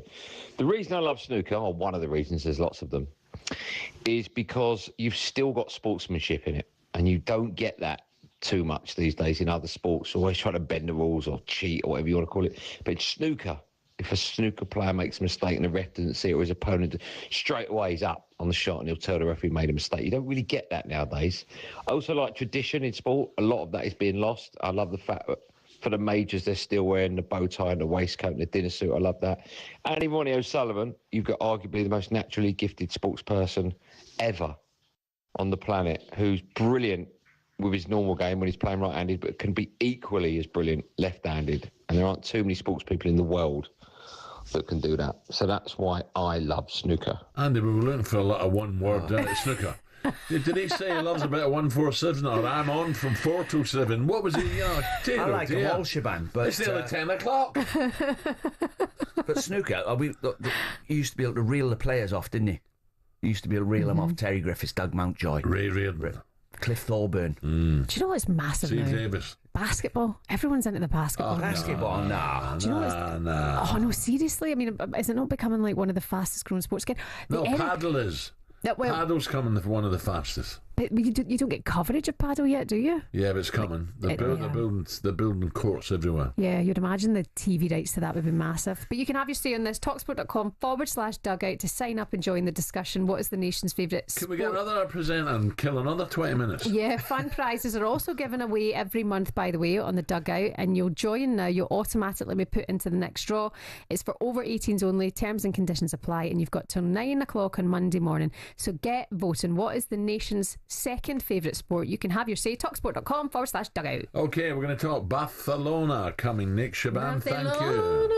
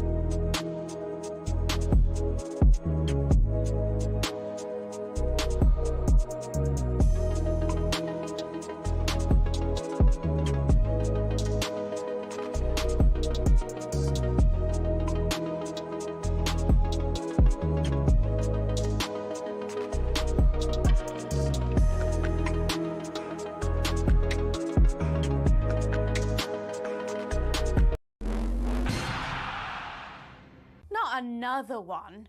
Yep, Liverpool have added to their summer spending spree by splashing 69 million quid on striker Hugo Ekitike. It's another big signing for Liverpool, continuing their phenomenal summer that's also seen them add the likes of Florian Wirtz, Milos Kerkez, Jeremy Frimpong as well. And Liverpool not done yet. They could add another attacker. Diaz and Nunez could leave and a defender could arrive as well. Meanwhile, Marcus Rashford has been unveiled as a Barcelona player, but despite the opportunity to tell us what he really thinks about how he's been pushed out at United, he was nothing but complimentary. I don't have anything bad to say about Manchester United. I think it's been an important part of not only my career but just my life. So I'm grateful for the opportunity to play for them. But football is the same as life, and not everything goes as simple as you may have thought. Meanwhile, we now know who England will face in the final of the Euros on Sunday, live on talkSPORT. And you might be getting a sense of déjà vu. Spain have reached the European Championship final. For the first time in their history, they've beaten Germany. And the Euro 2025 final will be a repeat of the World Cup final. Let's just hope the result isn't a repeat of 2023. And remember, all your latest is at talksport.com.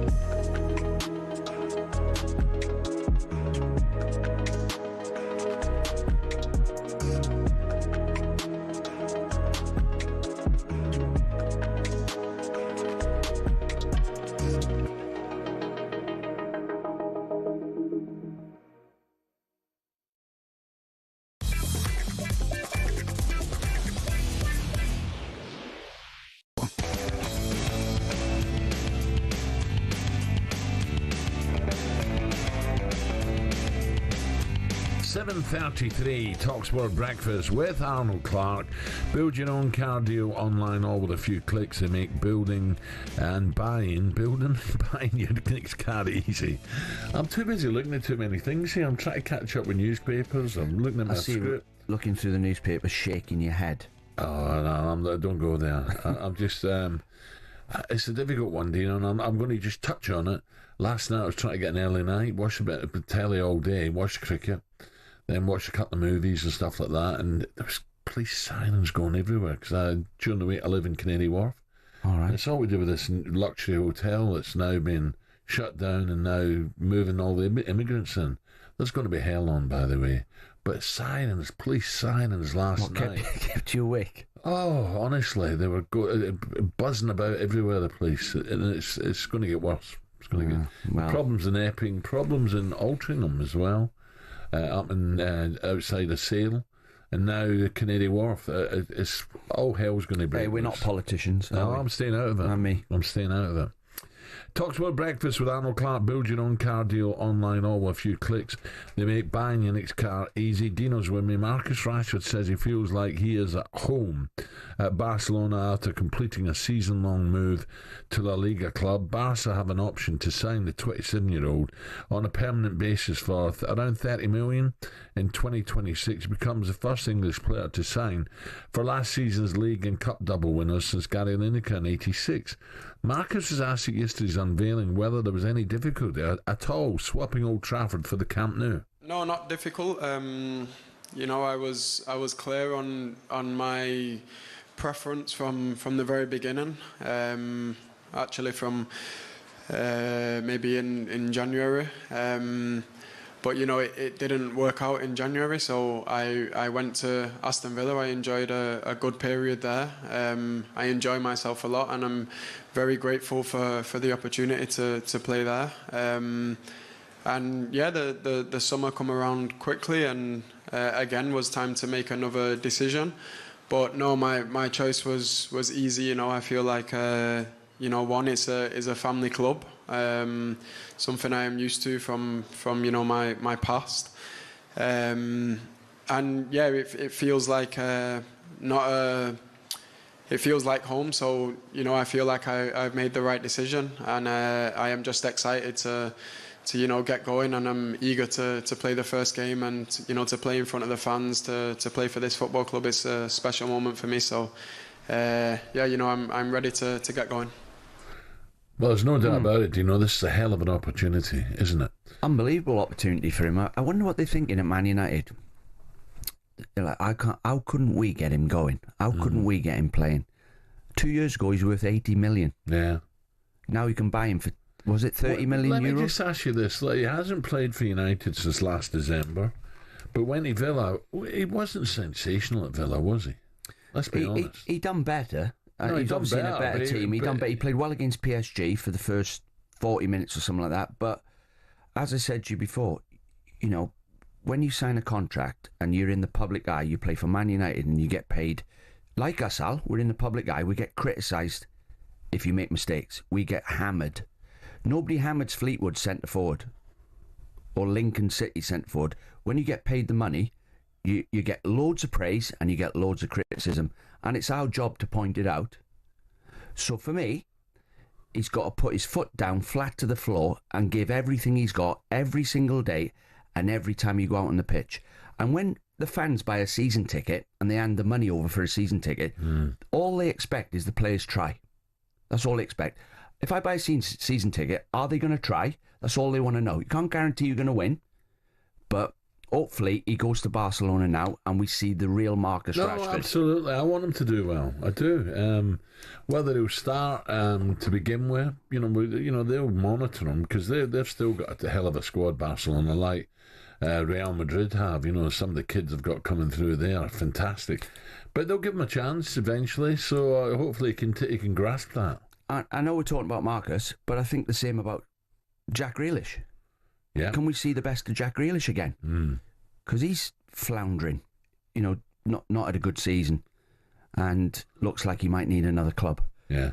I wouldn't say floundering, Dino. I think that's maybe a bit harsh. I think Jack's come in. He's not dominated games like he did for the Villa. But at the same time, he's still had his moments at City, hasn't he? No, but I mean now he's not getting a game out. No. That's what I mean by floundering. He's not playing. He's not in the team. So he might need to go and play for another team. I agree. I think so. And would if you were him, if you were Jack, would you go abroad? I would. Yeah. Or would he not be a buy for Newcastle? Yeah, I think he's a free spirit. There's certain players that you've got to let them roam the pitch, and you've got to be a good enough team. I'll tell you what we'll do. Let's come back to that, because I want to say good morning to a good friend, former Barca midfielder Bolo Zenden. Bolo, very good morning again. Morning, Bolo. Good morning, guys. Bolo, it's an interesting one. You know, there's a massive debate here in the UK about Marcus, you know, what went wrong at Manchester United, went to Villa and picked up, got a few games, and now has this unbelievable move to one of the world's great football clubs, Barcelona. First question, Barcelona fans, will they take to Marcus? Are they scratching their heads, or are they welcoming and thinking, great, we've got a bargain here? Well, they probably welcome him anyways. There were also questioned maybe a bit his last few years as a player, because he hasn't been the top player that he used to be. Will he be able to reignite his career, if I might say so? All the ingredients are there in Barcelona to do well and be a public favorite. But of course, I can imagine why there's this discussion going on. As we said, he's been a lifetime at Man United. He burst onto the scenes as a youngster, did really well, won trophies, and then all of a sudden, you know, we all know that the guys are on big monies. You know, that life is great, and then maybe at some point, football isn't. I wasn't going to say the priority no more, but there's too much things going on maybe. And then when injuries kick in, you know, you have to be able to keep doing the job like you've done on your first day when you arrived onto the scenes. And I'm sure that this possibility that Rashford has got, you know, to go from a situation where you're not playing anymore, where you're not a favorite with the fans, you know, to get to a club like Barcelona is massive. And if this doesn't ignite the engine again, I don't know what will. So I'm definitely sure that he will give it all. We've seen glimpses of it when he was at Villa. I've also heard things like that he was a professional on and off the pitch, that he was doing his defensive work, that he was, well, living as a pro, if I might say so. And this will help him obviously at Barcelona, because at Barcelona, I heard you mention that as long as you give it all, the people will take you on. Well, at Barca, you have to give your all, but in the end, you still have to perform and show why. He's got the number 14 at Barcelona. So it's an interesting one, because Rafinha on the left, Jamal on the right, Lewandowski scoring 40-odd goals up front. He will have to earn his place into the squad. And you know, with a German manager, the first thing you have to do is put a shift in, and then show what you're worth. Yeah, I agree. And you got Torres there as well, and a few others. What will this? How do you see his role at Barcelona?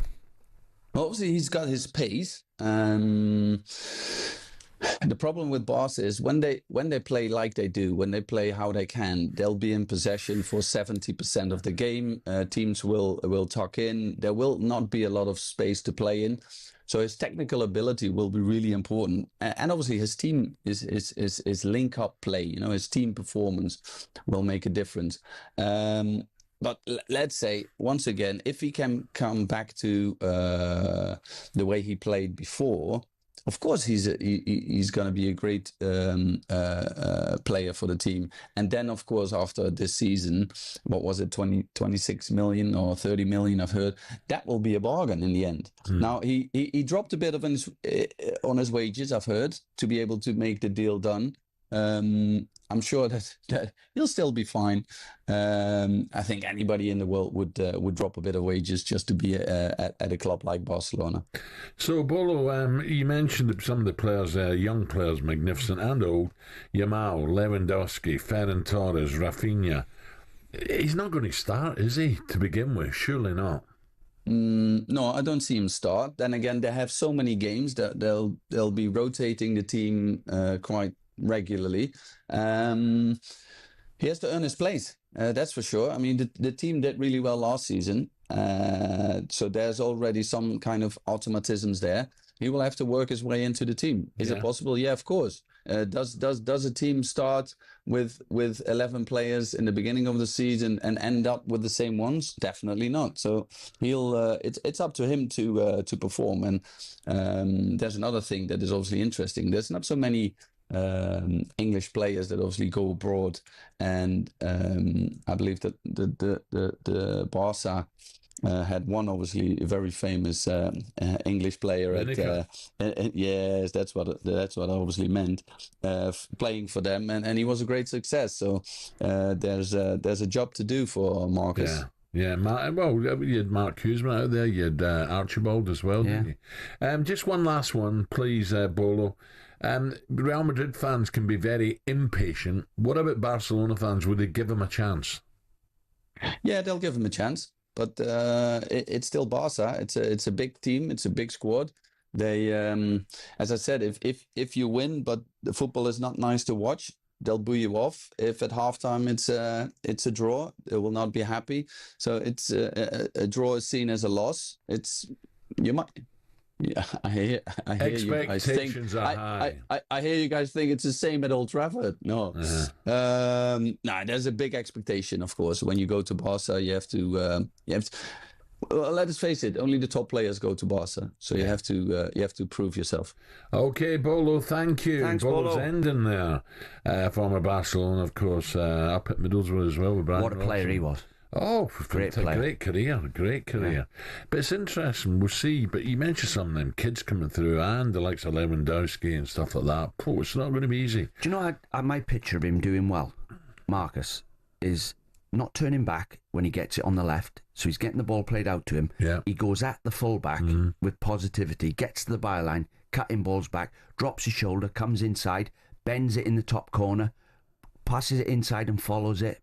1-2s, yeah. Like give and goes, sharp, sprinting, using his pace. That's how I see him when he's doing well. Okay, we're going to be speaking live to former United captain, current Blackpool boss Stevie Bruce, who's been living it up, watching Oasis in a bucket hat over the last week. I'm not having that. Must have been raining. You'll also hear more reaction to Andy Farrell's Lions side for the second test against the Wallabies, as we get the British and Aussie perspective from Ben Kay and David Campese down under. And next up is everyone's favourite matchmaking mission, Transfer Tinder. That was a look ahead with Travis Perkins. Superstar Breakfast preview on talkSPORT with Travis Perkins. It's easy to hire at Travis Perkins with a Travis Perkins trade account.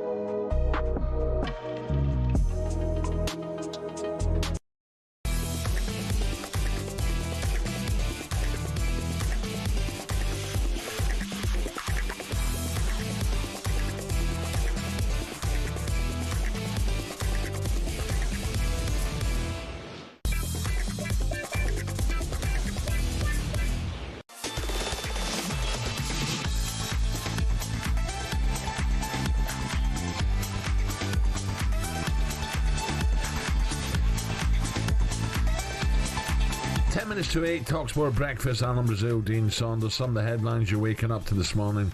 So Marcus Rashford will follow Thierry Henry and wear the iconic number 14 jersey at Barcelona. Lancashire have blamed supporters for arriving very late after multiple complaints about long queues outside Old Trafford. It was taking over an hour to get in, wasn't it? 9,000, between 9 and 10,000 people couldn't get in. India 264 for 4 getting into day 2, not bad. And it'll be a repeat of the 2023 Women's World Cup this Sunday after Spain got past Germany in extra time last night. Set up another showpiece clash with England and Basel. It's the third consecutive women's tournament final that the Lionesses have reached, while Serena Wiegmann has become the first ever men's or women's manager to reach 5 international tournament finals in a row. Adrian Durham, he's loving it, reckons she's ready for the job in men's football. I often thought that, there was a period where we didn't know whether Gareth Southgate was going to carry on, and he gave it another go for the Euros. I actually thought if there was an interim period, I thought, Lee Carsley got that job. I thought Serena Wiegmann could do it. I wouldn't have minded seeing her given a go with the England senior side for those Nations League games. They went with Lee Carsley, and that's fine, and Lee got his chance and got us promoted. But I wouldn't have minded seeing if Serena Wiegmann could do it. But listen, her job now is to focus on the women. At the end of her contract, at the end of her stint with the FA managing the women, I don't think she would have a problem. It's whether she'd have the desire to go into the men's game. I think it's an interesting discussion.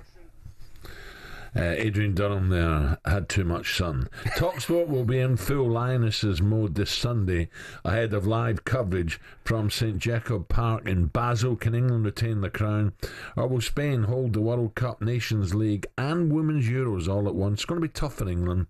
Find out this weekend. Right now, transfer Tinder. Stick a load of singles in there and then they fall in love. Of course it's hard. It's supposed to be hard. A 36-year-old, you'll have the knockers, you will. Just because it's offering its teat, do I really have to muscle on that? Is there anything in your personal life that could be causing you stress, sir? I'm not a great lover. Hello, what's your name? Sarah Louise. Sarah Louise, fuck, you're up for it, aren't you? I was in love at the time, that's what I was doing. At the time? Okay, 7:53, Shaban is back. The music tells us what's coming next. It's that time of day. Transfer Tinder. Let's match some players in the transfer windows to some new clubs. A bit like the app.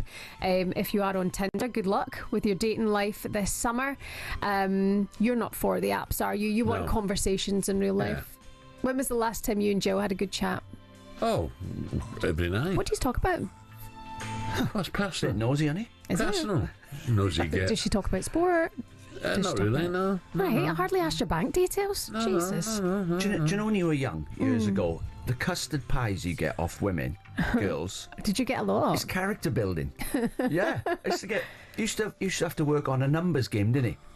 You're going to have to go over it. I'm going to have to walk over and say, that's a nice dress you're wearing. And as soon as you get the custard pie, just take it on the chin, walk off, and try another one until someone says yes. Did you get knocked back a lot as a footballer? I mean, we all did. I feel you could have two heads and get away with it now as a footballer. No, I wasn't a footballer when I was young. So, right, okay, sorry. So you used to have to take How the knockbacks. young are we talking? Well, 17, 18, 19. You have to take the setbacks. Now you can just send a message, fancy a drink, and then you look at it out one eye. No, I go, okay, then put it down. Problem is, Dean, some women you spoke to would probably say, "Excuse me, do me a favour, beat it, because I want to have a couple of drinks. I don't want to talk all night." Give me a chance. You find a lot of people would like to talk. Actually, to be fair, Al. Who was the first person that broke your heart? Oh, first love. First love. No. My love was football. Oh my God. Yeah. All right, that sounds like a lie.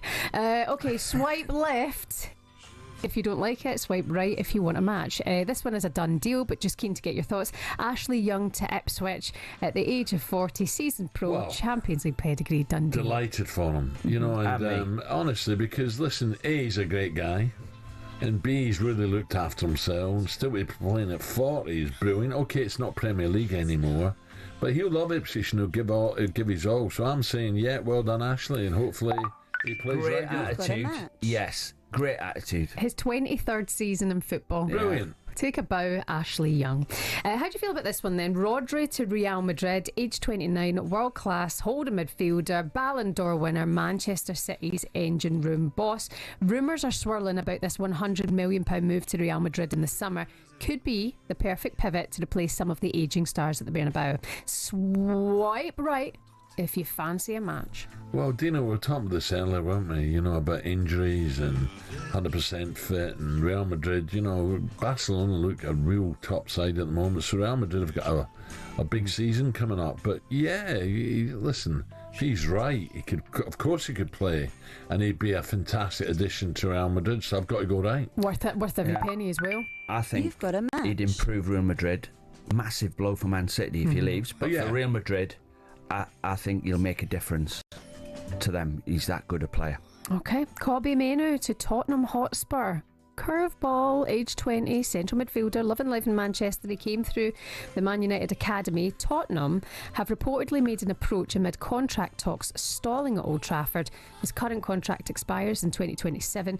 Could be a shock Premier League switch that could drag out if things drag on in terms of these contract chats wrap up. Would you like to see Kobbie Mainoo going to North London? He's only young, isn't he? You know, 20. And, if I was United, I'd want to keep him, but you know, it's up to the manager. Does Amorim? Does he? You know, he's seen enough of him now to know if he wants, if he's his type of player, not in his plans. Is he his type of player? I've always said that Tottenham's midfield's not good enough. They need more pace in there. So I'm the jury's out here. I will go. I'd like to see him stay at United because you know I'd like to see him get his career back on track, like playing every week and starting. But it could be all right for Spurs. That's a good one. That is. I'm not sure. I'm going to sit on the fence on this. No number on this, but say 65 million, 70 million. Well, I know his agent, and text him. I know his agent, and, get the custard pie. He's not asking for too much money right. in comparison to the players what they're earning at Man United. But it's a dilemma for the football club. What do you do with Mainoo? How much money do you pay him? Because he's actually not done much in the game, but gets in the England squad, and now he's in Man United's team, and this player's earning 3 times more than him, 4 times more than him. So to protect their asset, how much money have you got to give him to get him to sign a new contract? Or if he's not going to sign it, they're going to have to sell him. Otherwise, he walks out on a free. But I think he'd get in Spurs' team. So what you thinking? Right or left? I'd say, if I was him, I'd say stay at Man United and learn your trade. He's still got lots to learn. Okay. Well, you know, they're both in the same situation. They've both had diabolical seasons. It's not just, it's like Isak. If Isak was to leave Newcastle, he's going to the champions. Whereas if he leaves Man United, this kid, he's going to another side that have struggled. So I'm with Dino, stay. Okay, like that. Okay, swiping left, Kobbie Mainoo to Tottenham Hotspur. I'm sure Man United fans will be happy to hear that this morning. Lovely, thanks guys, love is in the air. Is Good that luck you? on the Home? ups. When's your another holiday coming? I'm away next Tuesday. Can't wait. Somewhere nice? Going to Italy. Are you where? It's the Amalfi Coast. Oh, lovely. Hey, well, you're not short of a few quid, are you? Eh? Well, that's not true. Oh dear. I was hoping you guys would give me a tap. Is Jamie going with the kids and then you getting a private jet on your own? Jamie's staying at home with the kids. I'm going with my sisters. Yes. You're not. Yeah. That is unbelievable. No, Jamie, you are a wimp. I was only joking. He's on his golf trips all the time. This is my time. What a wimp. There you go. That's why you've let him go on the golf trip. Exactly. So you can go with your mates. Fair's fair, Dino. Don't hate the player. Unbelievable. He's in there polishing the kitchen and doing all. What? He's a good man. He's making the kids the breakfast. And he's walking around hoovering with just his apron on. She gets him doing that while she sits on the settee with a cup of tea. That's one of my demands. Amalfi Coast, there's fortunes there. It is, yeah. Have you got an Airbnb? Fly EasyJet out of Luton? Yeah. Not bad. Are you going in, be honest, are you going in economy or first class? What, on EasyJet? Oh, you're going EasyJet? Yeah. Oh, well, there you go. Exactly. Yeah. See? Don't try and make me out something I'm not. A bottle of bubbly and all that. Don't worry about that. By the way, don't think you can take a case on that plane. No, I know. Because they get you. They're waiting only. for you. That's where we save our money. Yeah, you can squeeze your backpack pack into that. He'll be fine. He'll be fine. Jamie, you're a wimp. Coming up, Steve Bruce joins to give his thoughts on Marcus' arrival at Barcelona, United's new signings, and how many more they need, and also what next for Alexander Isak in Newcastle. Has his head been turned? And how bad is that for the Toon fans? Don't forget Brucey's a Newcastle man. But first, what is he doing wearing a bucket hat at Oasis at his age? Yeah, that's coming next.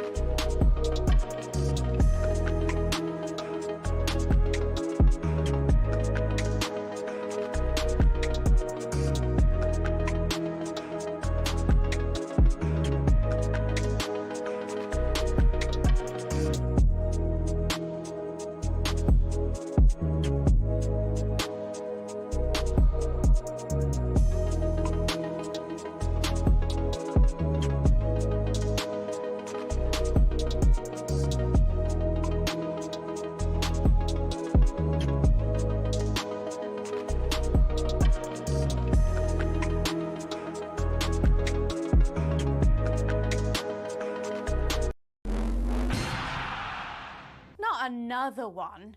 Yep, Liverpool have added to their summer spending spree by splashing 69 million quid on striker Hugo Ekitike. It's another big signing for Liverpool, continuing their phenomenal summer that's also seen them add the likes of Florian Wirtz, Milos Kerkez, Jeremy Frimpong as well. And Liverpool not done yet. They could add another attacker. Diaz and Nunez could leave. He's on his way to join up with the squad on their pre-season tour in Hong Kong. And award-winning football writer Henry Winter told us before the signing was announced that he's a great prospect, but not the finished article yet. When they say the best ability is availability, he played 64 of the 66 games during his time at Eintracht Frankfurt. I think physicality might need a little bit of work on. The finishing might need a little bit of finessing. But you see how players respond to Arne Slot. Meanwhile, Marcus Rashford has been unveiled as a Barcelona player, but despite the opportunity to tell us what he really thinks about how he's been pushed out at United, he was nothing but complimentary. I don't have anything bad to say about Manchester United. I think it's been an important part of not only my career but just my life. So I'm grateful for the opportunity to play for them. But football is the same as life, and not everything goes as simple as you may have thought. Former Crystal Palace owner and talkSPORT's most opinionated staff member Simon Jordan has weighed in on the move. I think he's very fortunate to have landed at one of the elite football clubs in Europe, because I think currently, with his performance, with his attitude, with his disposition, with the way that he's left Man United and the way that he did interviews with Henry Winter last December talking about leaving, I think all lead you to the conclusion that this is a player that potentially brings more problems than he brings solutions.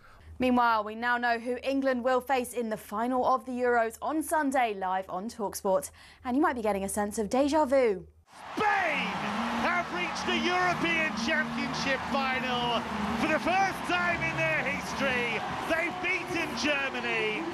And the Euro 2025 final will be a repeat of the World Cup final. Let's just hope the result isn't a repeat of 2023. And remember, all your latest is at talksport.com.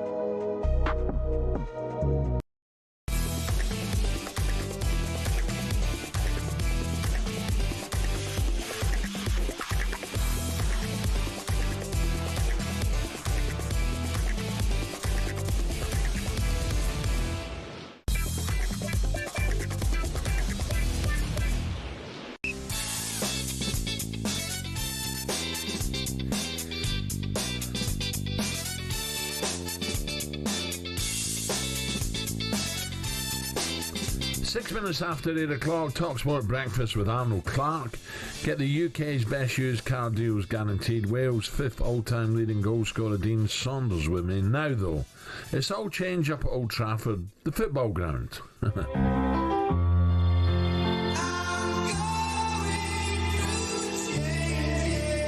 Manchester United have struggled all season, but Aston Villa just didn't turn up today. Manchester United 2, Aston Villa 0. We are very grateful for your support during the season, and I know that was really hard. Here comes Cunha to dink it into that near post, all the way in!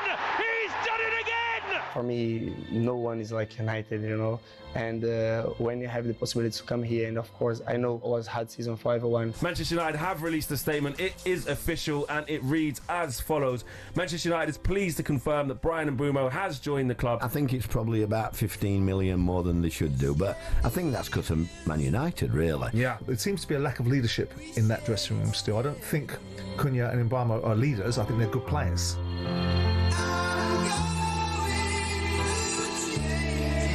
So, United have a lot of improving to do from last season. 15th place in the league, 42 points, 44 goals scored and beaten in the Europa League by Tottenham, of course. Yesterday, homegrown icon Marcus Rashford departed again on loan, this time to Barcelona. Meanwhile, they brought in the best player for Wolves and Brentford, respectively, in Cunha and Mbeumo. Join us now for more on United's preparations for next season as well. There's Marcus' fresh beginning at the new camp as a 3-time Premier winning skipper, Stevie Bruce. Brucey, morning, Steve. Morning, Steve. Good morning, the pair of you. How are you? Very well, Steve, very well. So another pre-season for you, eh? Oh, it's about the 45th, Al. How about that? What about, first of all, Blackpool, what's the plans this season? Is it survival again, or has there been a bit of money? Have you managed to recruit, get one or two in? Yeah, we've got a little bit of money to spend, Al, and we've got to spend it at the top end of the pitch now, which is the most important part. We've lost a couple of players who we didn't probably want to lose, but that's football at the top end of the pitch. So we could do with a couple of wide players and a couple of strikers. So we're busy away at it and hoping to improve the squad and hopefully get a squad that can challenge at the top end of the table. Steve, we're just going to talk about Man United there, and they've signed a couple of good players, but when they read out what you won there, when you just we all forget sometimes how good a player you were and how many trophies you won. And I was going to ask you, do you think they've got the defence sorted yet? Do you know, Dean, I think it's all about the system just yet, isn't it, that the manager wants to imply, and I think it's took a little bit to get used to. There's not many teams. I think Conte at Chelsea's probably won with a back three, back five, however you want to call that.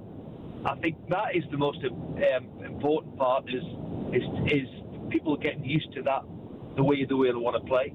I think the two additions are really, really good signings. I do believe they're the best player of Wolves and the best player of Brentford. So they can only help at the right end of the pitch.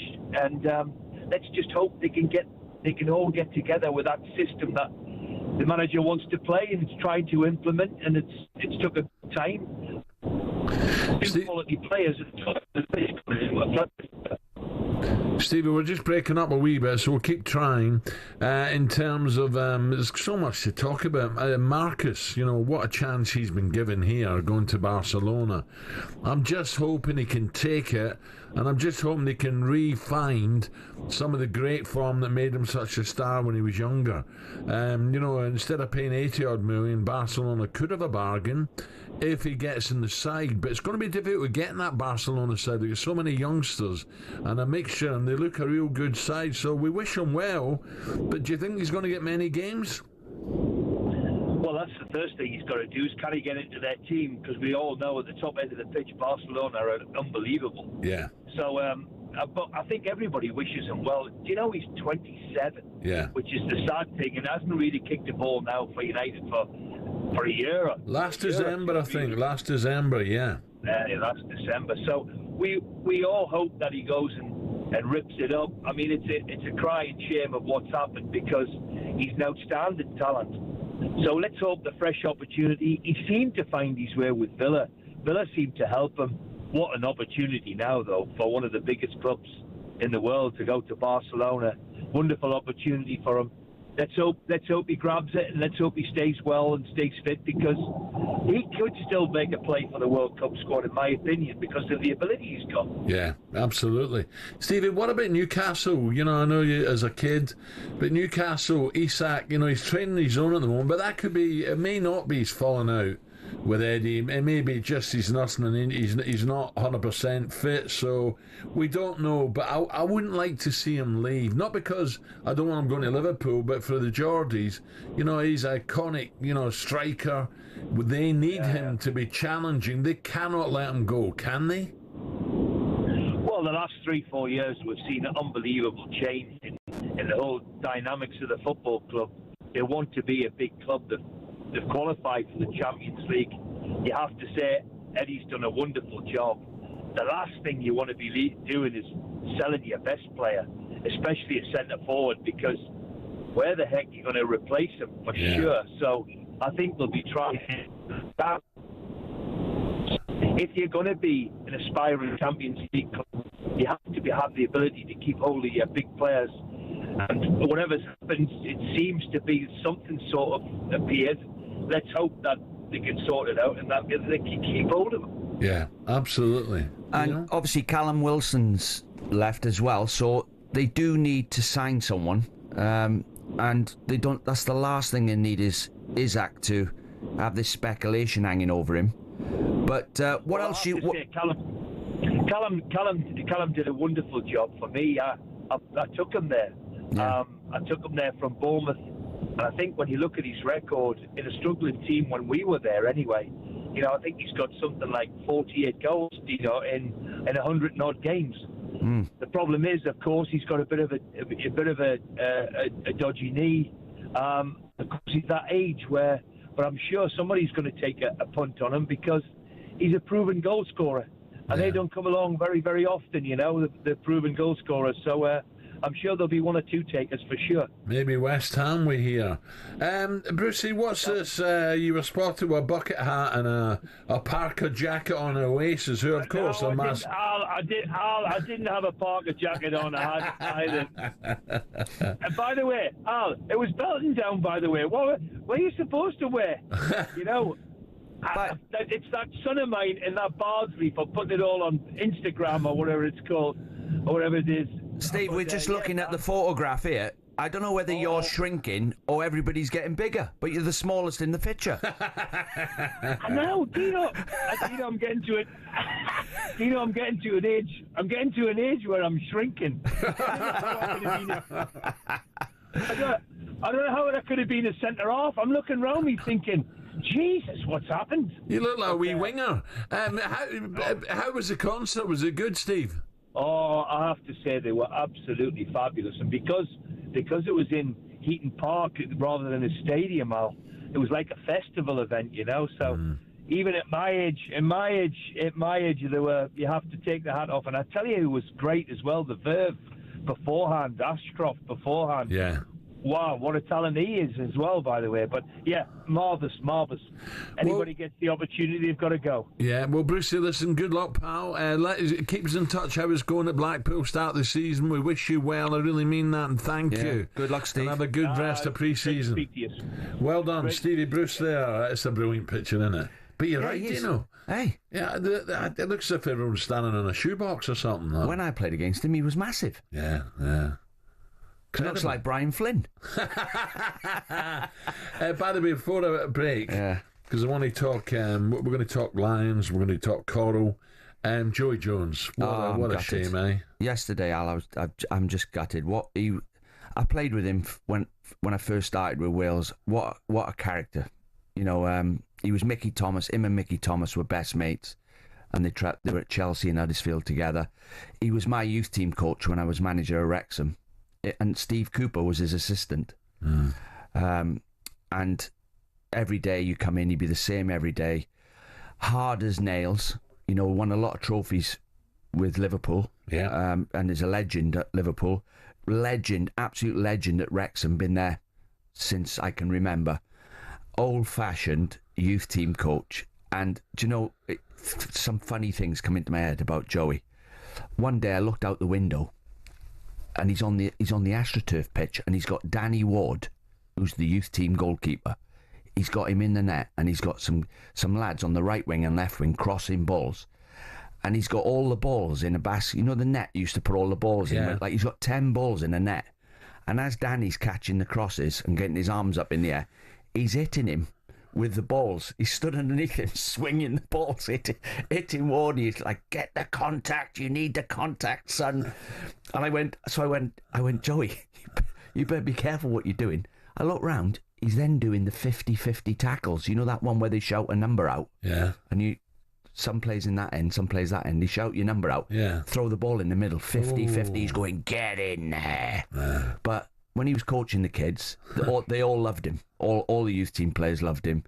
And it's just a sad loss. He was been ill for a long time. Has he? But one of the great characters to ever play football for Wales. Yeah. God, it's just we're losing so many. Right, we move on. We're going to talk Lions. We're going to talk cricket with David Lloyd and Coral coming up next. It's coming up 8:17. Traffic and travel.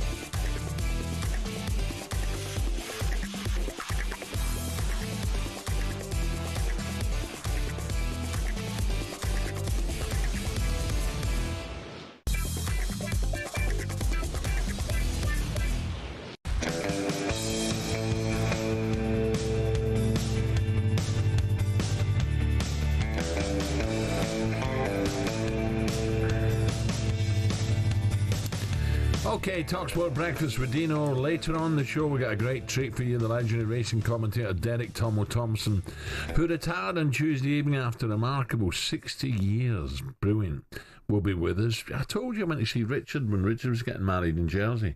We went racing on the Saturday. As soon as I walked in the marquee, Tom was there with the mic. Alan Brazil, how are you? What are you doing Hello, here? Alan. What are you doing here? Unbelievable. He's the voice of racing, really. Tom was great, you know, but perhaps more importantly, he gave us one of those greatest clips ever. This is a good one. That's the news, and Bob just confirming the ground is now good to see. Oh, you've been joined by a beautiful lady. No, it's a man, actually, Derek. Who's? Oh, I'm sorry. He's just been joined by a beautiful lady. Just remind me of your name, because I completely forgot. Matthew Jones. Of course it's Matthew Jones. He's a man. Bob Cooper dropped him right in it under the bus there. And you see Mickey Fitzgerald, a young Mickey Fitz alongside him there going, Tommo, no. Saying that, we've all done it, haven't we? Dear, oh dear. It's got us thinking, what's the worst broadcast howler you've ever seen or heard? One of our favourites has got to be from the man sitting next to me, talkSPORT's golf expert, Dean Birdie Saunders, who decided to back Matt Kuchar for the Masters despite him not playing. Have a listen. What price is he, Dino, and what time's he tee off? 25 to 1. Yeah? I got... What, he tees off at 25 to 1. Where? In Miami? He's not playing, you numpty. Isn't he? No, he's not playing. What do you mean, he's not got in? He's not playing. Dino! He didn't qualify? Of course. Well, he's teeing at 25 to 1 in Miami. He's not very good anyway, Al. Well, I don't know what I'm laughing about because I got it as well. And Ali, another one. Another contender's my massive blunder about our beloved Bob Monkhouse. Oh, no. So, Gary, what about Bob's health now? He died at Christmas. Oh, shocking! Oh, yeah, it was terrible. I was dreaming. I wasn't really listening to what Gary Bush was saying there. You've got one worse than that. And then I tried to dig myself out of it, and that just made it worse. That's legendary, but you've got a worse one than that. I know, but I'm not telling you. All right. And finally, perhaps the very best of the lot, our very own Alan McCoy, and his slip of his tongue. Listen carefully. Burns evenings and Burns suppers where traditionally we eat haggis titties.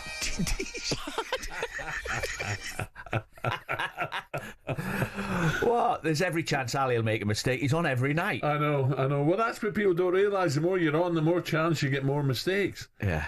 But Ali, where's he at the moment? I think he's in Portugal, and he's flying to Iceland to go fishing as well. Is he? Yeah. He's on the real break. What about Hansi Cronje? We're not talking about that. Okay. Let's just... no, we can't, have we? Let's just have one more classic. This classic. I'm phoning, about Craig Brown's selection for the Scotland squad. Yep. He must know that Hearts have got a good team. We get Colin Cameron in the squad, Stephen Presley. Yep. I just don't know why for at least 3 seasons he's been ignoring Antti Niemi. Antti Niemi? Aye, I don't know why he doesn't get a game. For Scotland? Aye. He's from Finland. He's what? He's Finnish, isn't he? He's not finished. He's only 28. No, not finished. He's from Finland. What do you mean? That's where his nationality is Finnish. He's from Finland. He's not Scottish? No. Oh, I thought he was Scottish. You know who that is, don't you? That was Arthur Albison, Man United fullback. Yeah, Arthur. He's a member at Delamere Forest. Who, Arthur? Yeah, but my golf club. Yeah, loves his golf. Great guy, Arthur. Lovely guy. That was a class. It was. No, he's finished. No, isn't he? He's only 28. Oh, dear. Right, time for the latest odds with Coral, and this guy makes a rick or two. John Hill. The Coral Daily Download on talkSPORT with Coral. Proud sponsors of the Qatar Goodwood Festival. 18+, gambleaware.org. Or he's always guarded that he doesn't make a rick. John, a very good morning. Morning, John. Good morning, gents. How we doing? Good. John, where do we start? The weather, the ground. We've got the big race coming up at the weekend.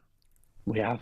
Yeah, absolutely. Yeah, King George and Queen Elizabeth Stakes, the feature at Ascot. And I think it's a fantastic renewal, actually, Al. You look at the quality of the decorations yesterday. Calandagon, the French horse, Jan Bruegel, the horse that beat it at Epsom in the Coronation Cup, and then Calpana, Rebels Romance, who's picked up prize money around the world, and then those 2 3-year-olds, Lamborn and World. So should be an absolute cracker. Is any of them that stand out for you in the race? Well, I was going to back the French. Who do you fancy, John?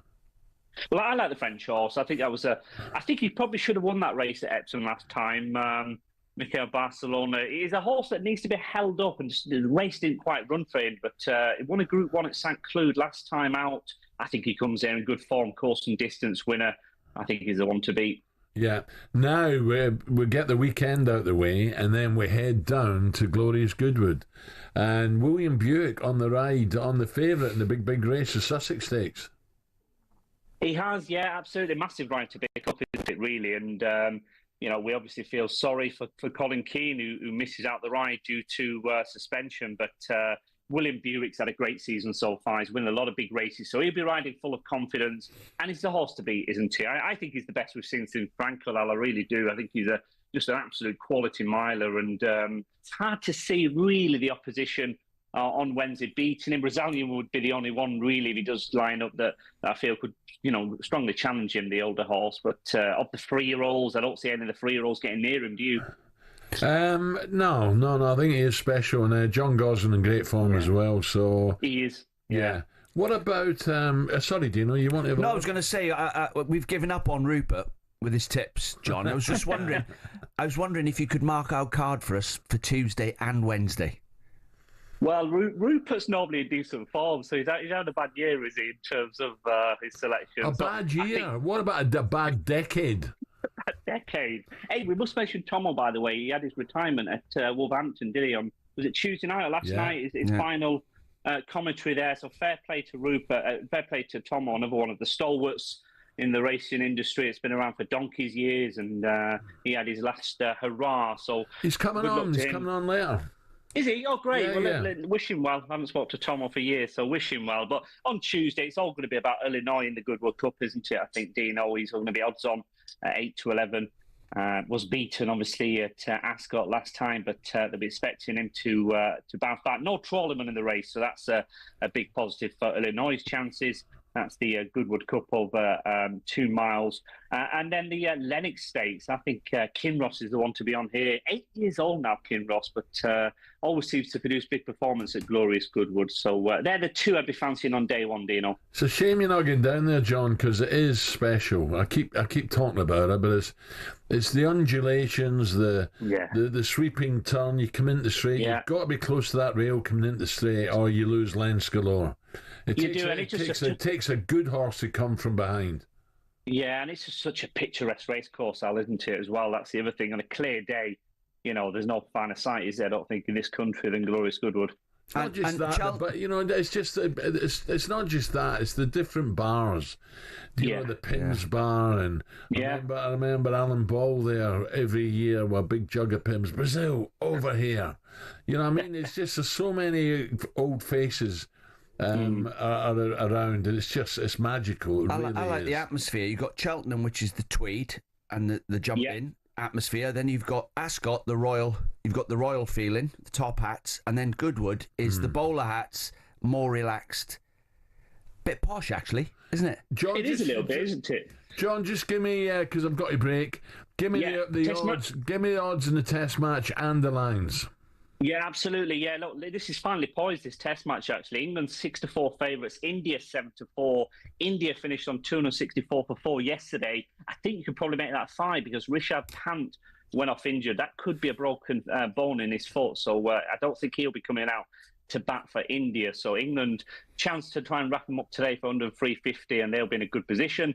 And then Lions against Australia on Saturday, looking to go 2-0 up in the series. They're 2-9 favourites to win that Test match. Handicap betting -11 Lions. I actually didn't cover that in the first game because Australia came back late in the game to cover the handicap. Yeah. So I wonder if they'll do that again. And obviously, we win the game. We're 2-0 up in the series, and we win the series. So 1-20 to finish the series with a victory, and 2-5 for a 3-0 victory, a clean sweep. So that's now odds on at 2-5.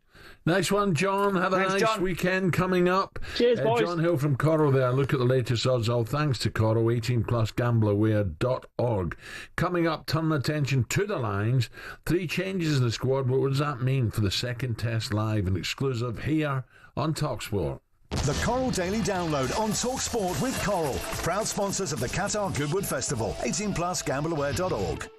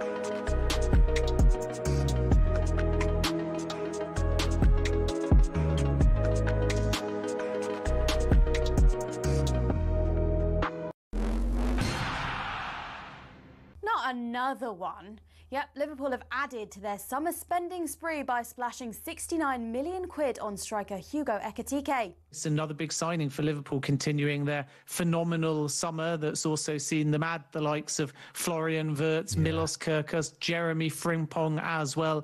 And Liverpool not done yet. They could add another attacker. Diaz and Nunez could leave, and a defender could arrive as well. Meanwhile, Marcus Rashford has been unveiled as a Barcelona player, but despite the opportunity to tell us what he really thinks about how he's been pushed out at United, he was nothing but complimentary. I don't have anything bad to say about Manchester United. I think it's been an important part of not only my career but just my life. So I'm grateful for the opportunity to play for them. But football is the same as life, and not everything goes as simple as you may have thought. Meanwhile, we now know who England will face in the final of the Euros on Sunday, live on talkSPORT. And you might be getting a sense of déjà vu.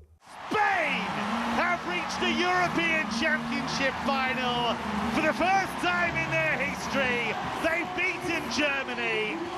And the Euro 2025 final will be a repeat of the World Cup final. Let's just hope the result isn't a repeat of 2023. And remember, all your latest is at talksport.com.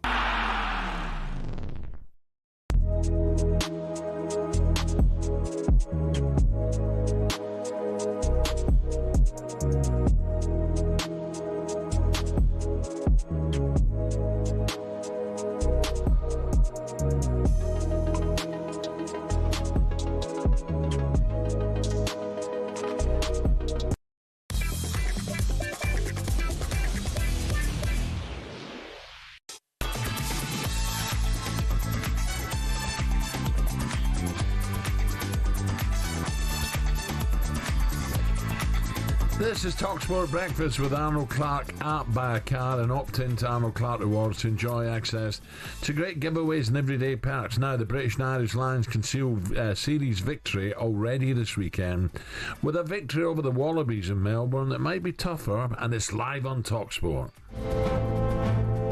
Pride of Lions.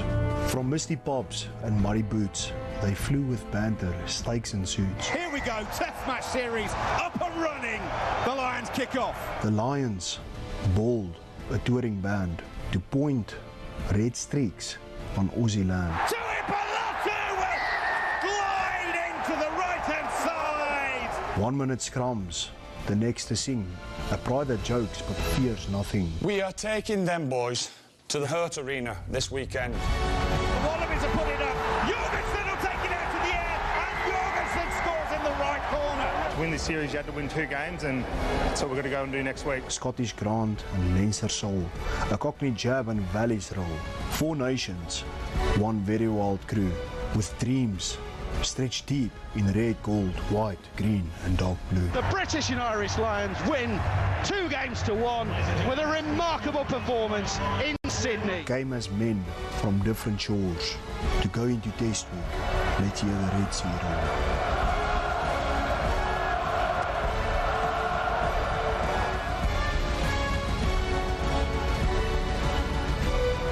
The Welsh boys outside the pub there on the pitches there, Dino. Oh, that'll give them a lift. Morgan being in the squad. They're all over there to watch the Lions. I think it's going to be tougher. The Lions are looking to finish the series following last Saturday's 27-19 victory in Brisbane, and head coach Andy Farrell has rung the changes.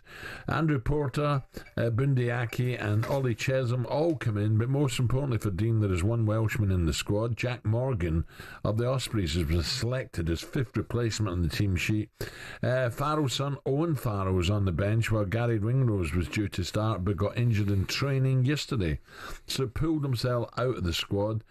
Tui Polito has a slight injury, while Joe McCarthy and Mac Hansen are still injured. Now join us now from down under as a 2005 British and Irish Lion and 2003 World Cup winner Ben Kay. Ben, a very good morning. Morning, Ben.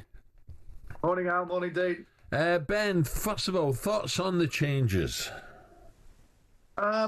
Well, a little bit like the first test. In some respects, Andy Farrell, some of his toughest decisions, his hand's been forced by the injuries you just mentioned. Yeah. So Bundy Aki coming back in for Sione Tuipulotu, and then Gary Ringrose being out. The rumour was that it might have been an all-Ireland midfield had Ringrose been fit. And obviously Ringrose was a very, very late dropout. He told Andy Farrell just before the squad was announced that he was suffering from concussion symptoms again. So, those are some of the toughest decisions he's had to make. Then obviously Joe McCarthy not being there meant that Chesham came into the team, and that freed up a space potentially on the bench. And Jack Morgan has come in, and I can guarantee you he will get the biggest cheer of the tour when he enters the fray, because as Steen said, so many Welsh fans out here. They've all been good-natured but a little disappointed that there were no Welshmen in the first test team, and we're due to have near enough 100,000 people in the MCG on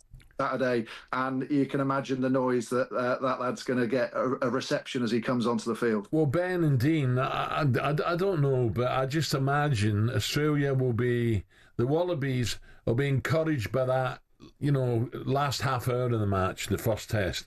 And I could see them being much more physical in the Lions' faces now to try and get that massive crowd you're talking about, 100,000 people. The Aussies will be praying, they'll be, they want a physical battle here. They want the Wallabies to put up such a fight. They don't want to be whitewashed, do they? No, you know what the Australian sporting public are like, and this is a huge game for Australian rugby, because if it is a whitewash, it puts the whole of rugby union in this country, which really is sort of, down near the fourth, fifth sport behind rugby league and AFL and cricket. It puts it right back again, and they've taken a bit of a kicking over the last couple of years. So it's massively important, and I think that will be hammered home to the players. That first half of the first test, they were beaten up.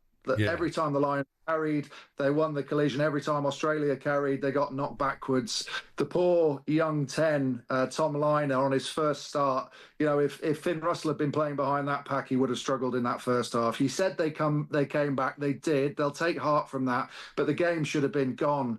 The Lions bombed a few chances in the first half. It should have been gone. Having said that, Will Skelton, Valentini back are very different animals, both hugely physical.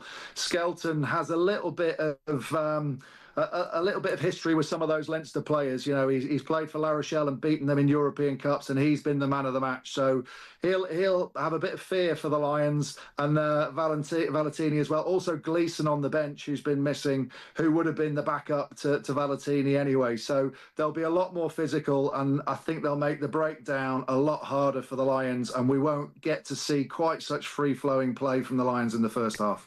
But in the dressing room, Ben, when you know what's coming at you, what would be said? Would the players be talking to each other saying, right, we just got to see this physical barrage off and then we'll outplay them? Or do you match fire with fire?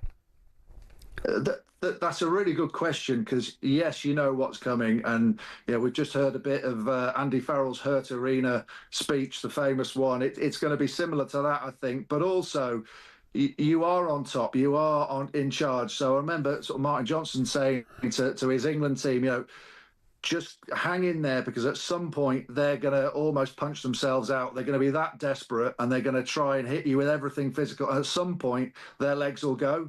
So you just need to sort of stay in the fight long enough to come through at the end. So it's not getting embroiled into the sort of game that they want. And, if you take a couple of shots, you don't want your players riled up too much. You want cool heads. So, lots of fire in the heart, but the top 2 inches are probably going to be the most important for the Lions, keeping that ice in the brain. And you mentioned free-flowing, and the Lions have, right to left, left to right. They're past the ball, quick, sharp, looked really, really good. They have, yeah, and it's all down. They've played a really simple attacking shape, but done well. It's almost impossible to defend. Now, teams often overcomplicate things. Now, part of that is they haven't got good enough players to play a really simple attacking shape very well. So they rely on doing something out of the ordinary. But in Finn Russell, what the Lions are doing is buying him enough time. I've likened it today. He's almost like the best, a quarterback behind the best attacking line. He's got so much time to pick his passes. That first Sione Tuipulotu try with the loop ball over the top. It's just because the rest of the team are providing one of the very best distributors there's ever been in the game, I think, with enough time to pick his moment. And everyone's doing their job perfectly. So whether it's Tuipulotu or Aki, going right to the line, delaying until the last possible moment, almost getting the defenders to show their hand, then giving it to Finn Russell, and he's able to carve them apart with his passing play. Always looks to have time with the ball in hand, Russell. Ringrose, just come back to Ringrose, pulling himself out of the squad. Is that a bit unusual, or is that just pure honesty?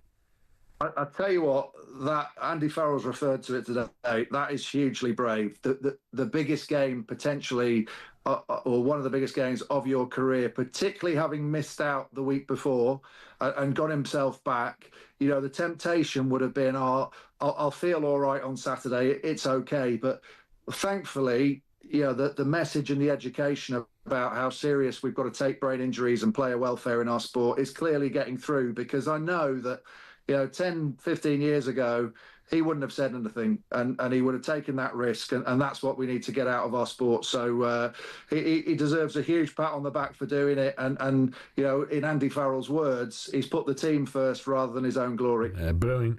Ben, have a great time. We look forward to it. Thank you very much for joining us. Looks lovely there, clear skies. There you go, Ben Kay. Thanks, the Ben. second test of Melbourne's live and exclusive on talkSPORT this Saturday, 11 a.m. Coverage beginning 10 with Ben and the team. And remember, you can listen to Lions Uncaged every morning on talkSPORT 2. Download the free talkSPORT app and find every episode with ease. Some breaking news regarding the cricket. We're going to talk about that in a moment. Pant, the Indian star batsman, has been advised 6 weeks rest because of a fractured toe. Reports that it's a huge loss for India, especially because now they only bat with 10 for the rest of the test match. No replacements are allowed. Right, let's look ahead to the next hour of the show with Benchmark. Superstar Breakfast preview on talkSPORT with Benchmark's Kitchens and Joinery. Get trade prices on kitchens to suit all styles and budgets at Benchmark's.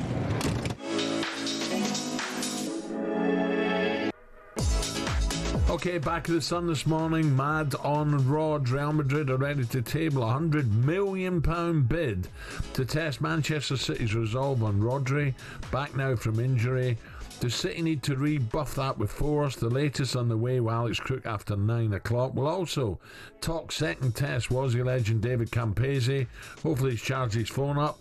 An outgoing icon of race commentary, Derek Tommo Thompson, is with us after his final rodeo this week. Go on, Ed, let's hear that clip again. It's the news, and Bob just confirming the ground is now good to say. Oh, you've been joined by a beautiful lady. It's a man, actually, Derek. Who's? Oh, I'm sorry. I've been joined by a beautiful lady. Remind me of your name, because I completely forgot. Matthew Jones. Of course it's Matthew Jones. He's a man. He's a man, Tommo. You numpty. 8:45. Superstar Breakfast preview on talkSPORT with Benchmark's Kitchens and Joinery. All our Benchmark's kitchen doors come with a 5-year guarantee. Terms and conditions apply.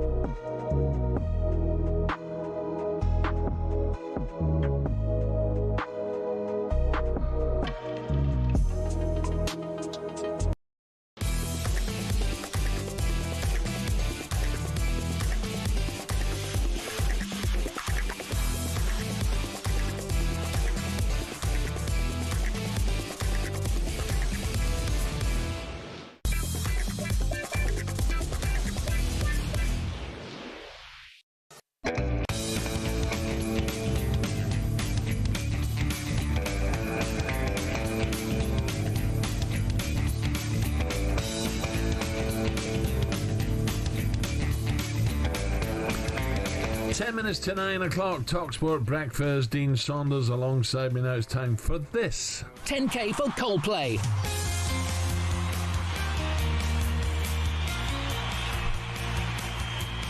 So Coldplay are back at Wembley this summer, and we've got a huge VIP prize up for grabs to one lucky listener.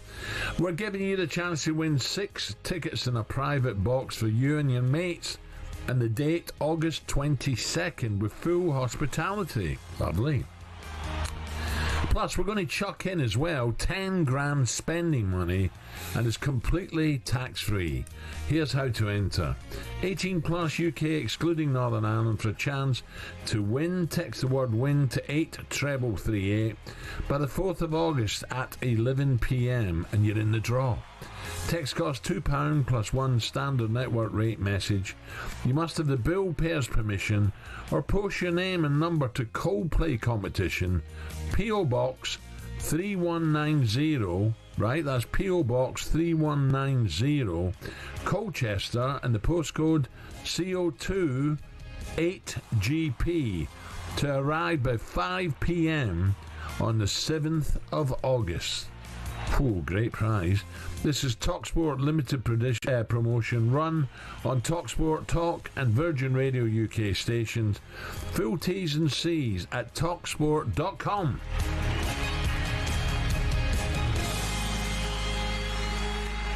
Now, the 4th test between England and India got underway yesterday in the latest edition of a brilliant series so far.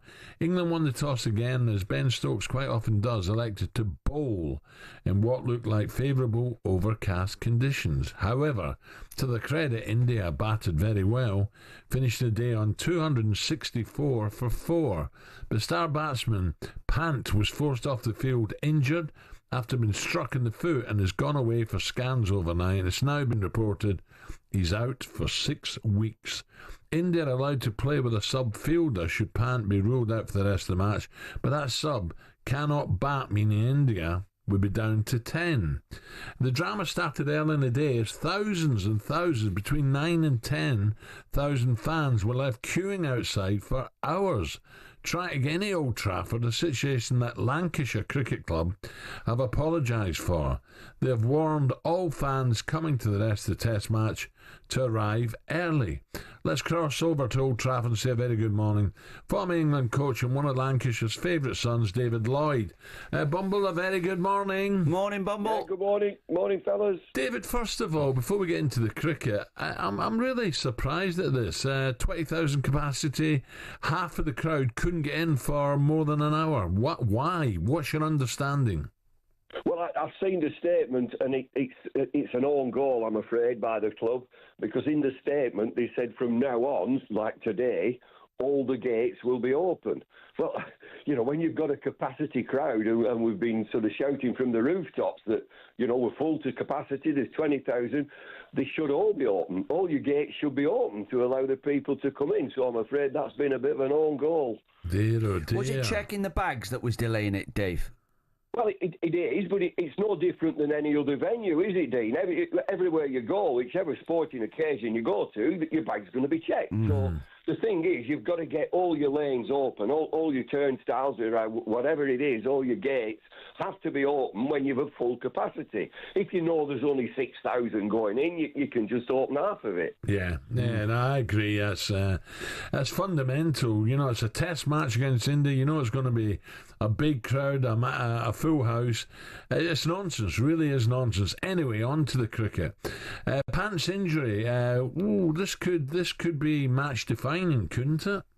It is. I mean, it's bad luck for him and for India, and it just brings up that should you have substitutes? If we're talking football and there's an injury, you get a sub. And so in cricket, he's out for the 6 weeks. Particularly, he's out of this game, which reduces them to 10 when they haven't even batted yet. So it'll bring up that we've talked about it before, that should we have substitutes for serious injury? So Dave, what's a good score for England to skittle them out first innings? 350. It's a cracking pitch. I mean, forget Ben Stokes winning the toss and saying, well, we're going to bowl them out. That's not the case. He's saying we want to chase. Yesterday, it was quite a slow day, quite a sluggish day yesterday. Overcast conditions. They expected a little bit more from the pitch. I've been here to every game this season. That pitch does nothing, absolutely nothing. And it'll do less than nothing as it continues on. What about Liam Dawson? Look, we can talk about Stokes. Stokes brilliant again, but Dawson, I was really happy for him. Yeah, me too. He's been out of the test team for a number of years. He's just a rock-solid performer. County cricket, it's a big plus for county cricket because he's been doing it with bat and ball for years. He's a no-nonsense. Captain can turn to him any time. He's got good nerve, good steel. You know, he's not going to be fazed by anything. It's a good selection. Yeah. David, do you see England winning this one? Do you think because of Pant's injury, it definitely makes them hot favourites? Yeah, it does. Pant, it's not like Pant's just like a passenger player. He's one of the stars. He's a gun player for them. And so, you know, if England can take another couple of wickets quickly, this morning's first hour session, they'll tell you which way this game's going. But they should be ferocious this morning, England, to nip a couple out and get into the tail. Yeah, and looking at the sky, have we got clear skies or have we got cloud? I'm stood in my underpants looking out of the window of my hotel, and the queues are already forming outside, and there's blue sky. I can reveal there's a lot of blue sky and sunshine. Now, a question on Mastermind General Knowledge 2 nights ago, David. You might not be happy here.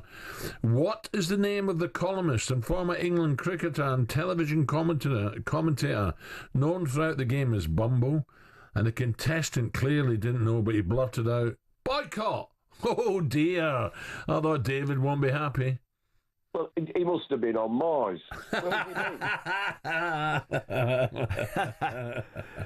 Dave, you know that... They're all going in now. They're letting them all in. Gates have been opened. They're letting them in. Just going back to Pant's injury, I'm not sure. I think he might have broke his metatarsal.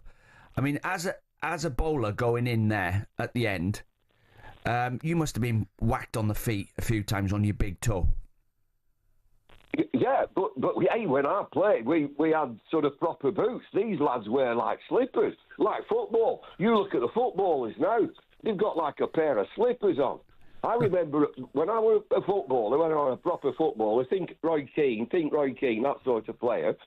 I had to knock nails into the bottom of my boots. They were my studs with a leather toe cap. You had a bit of protection, yeah. Oh, the game's changed. And it was a Thompson T-ball, which we'd had a bladder in and laces.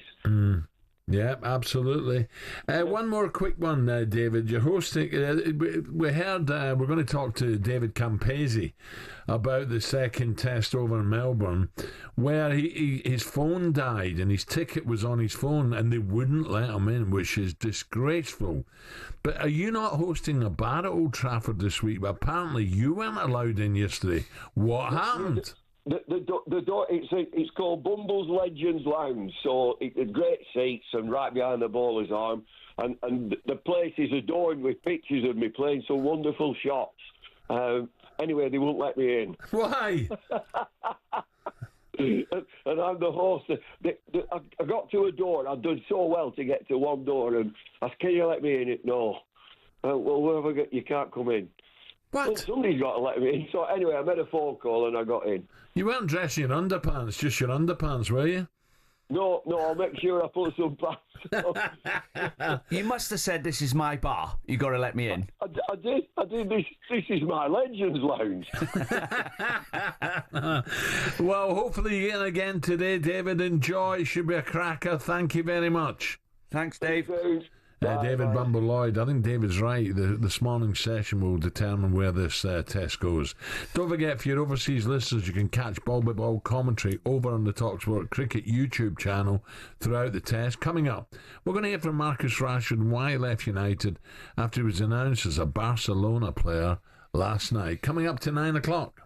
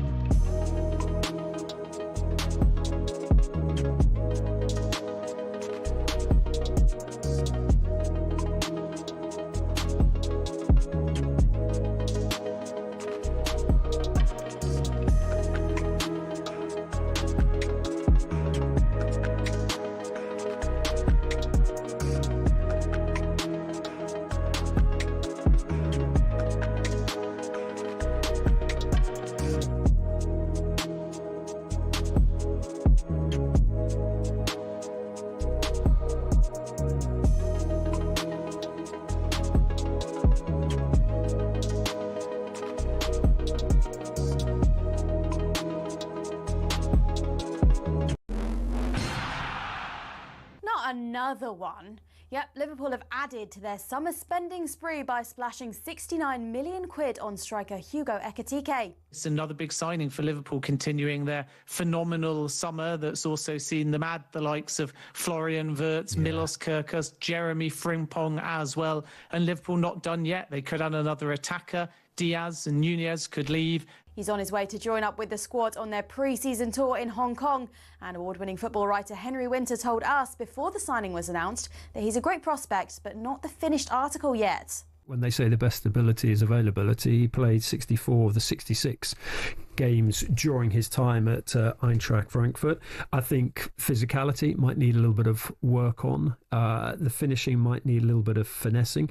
But you see how players respond to Arne Slot. Meanwhile, Marcus Rashford has been unveiled as a Barcelona player, but despite the opportunity to tell us what he really thinks about how he's been pushed out at United, he was nothing but complimentary. I don't have anything bad to say about Manchester United. I think it's been an important part of not only my career but just my life. So I'm grateful for the opportunity to play for them. But football is the same as life, and not everything goes as simple as you may have thought. Former Crystal Palace owner and talkSPORT's most opinionated staff member Simon Jordan has weighed in on the move. I think he's very fortunate to have landed at one of the elite football clubs in Europe, because I think currently, with his performance, with his attitude, with his disposition, with the way that he's left Man United and the way that he did interviews with Henry Winter last December talking about leaving, I think all lead you to the conclusion that this is a player that potentially brings more problems than he brings solutions. Meanwhile, we now know who England will face in the final of the Euros on Sunday, live on talkSPORT. And you might be getting a sense of déjà vu. Spain have reached the European Championship final. For the first time in their history, they've beaten Germany. And the Euro 2025 final will be a repeat of the World Cup final. Let's just hope the result isn't a repeat of 2023. And remember, all your latest is at talksport.com.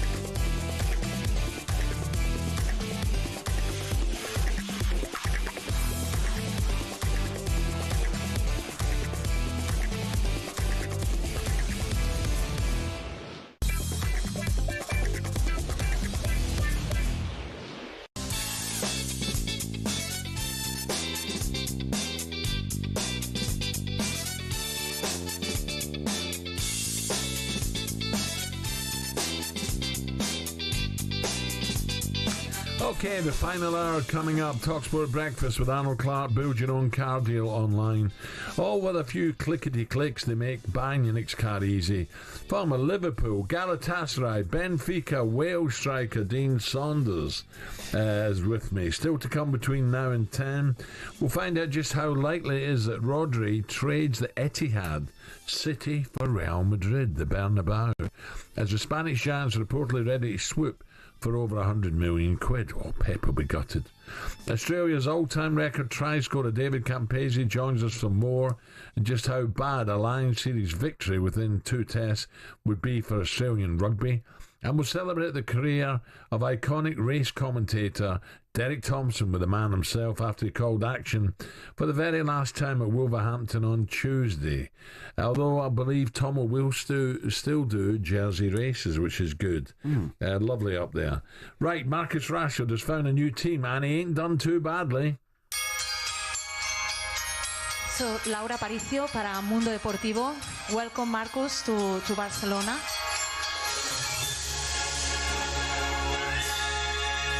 It's the perfect place to go and win the biggest trophies, and you see with the team last season, they have a very young team, ambitious team, and you know I want to come here and add my qualities, my personality, and try to improve the team and help them win. I had this perfect dream. Sueño me volvió. This dream was me and you. He's got no excuse now. He'll get the ball in the right areas. Whether he can establish himself in the team is another thing when you look at the players that they've got, like you mentioned. At 27, you're at the peak of your powers. We talked about, maturing as a striker. Yeah, and you're talking about maturing physically. He has a chance. This is at the elite level. This is the last chance. How come Man United get rid of him and make him train on his own, and then he goes to Aston Villa and they don't want him, and he goes to Barcelona? The situation with United is, the club is in a period of change, and they have been for a while. So I don't have anything bad to say about Manchester United. I think it's been an important part of not only my career but just my life. So I'm grateful for the opportunity to play for them. But football is the same as life, and not everything goes as simple as you may have thought. Brilliant. Tell me, it's a great city. I've played there once, but as a city, they say it's stunning, Barcelona. Can you speak Spanish, Al? Por favor. Yeah, a little bit, yeah. I keep meaning to learn, but it's too difficult. Spanish, French, I could learn French, but Spanish is too difficult for me. When I was at Benfica in Portugal. Oh, that sounds like Russian to me. It's masculine and feminine. My children used to go to school there, so the little books they bring home. Obrigado. Obrigada. Oh, for women. Obrigado. Right. So I used to try and learn off. She has a dog, he has a dog, they have a dog. Like they're trying to teach the kids. I used to look at them and try and I got a few words. I've forgot them all now. So Marcus says he feels like he's at home at Barcelona after completing a season-long loan move to the La Liga club. Listen, we wish him well. I really mean that, but I can't see how he's going to get in this side. Barca have an option to sign the 27-year-old on a permanent basis for around 30 million in 2026. He becomes the first English player to sign for last season's league and cup double winners since Gary Lineker back in 86. Rashford was unveiled to the media in Catalonia yesterday and explained why Barca was the club simply for him. No, not difficult. I was clear on my preference from the very beginning. Actually, from maybe in January. But it didn't work out in January, so I went to Aston Villa. I enjoyed a good period there. I enjoy myself a lot, and I'm very grateful for the opportunity to play there. The summer come around quickly, and again was time to make another decision. But no, my choice was easy. I feel like one, it's a family club. Something I am used to from my past, it feels like it feels like home. So I feel like I've made the right decision, and I am just excited to get going, and I'm eager to play the first game and to play in front of the fans, to play for this football club. It's a special moment for me. So I'm ready to get going.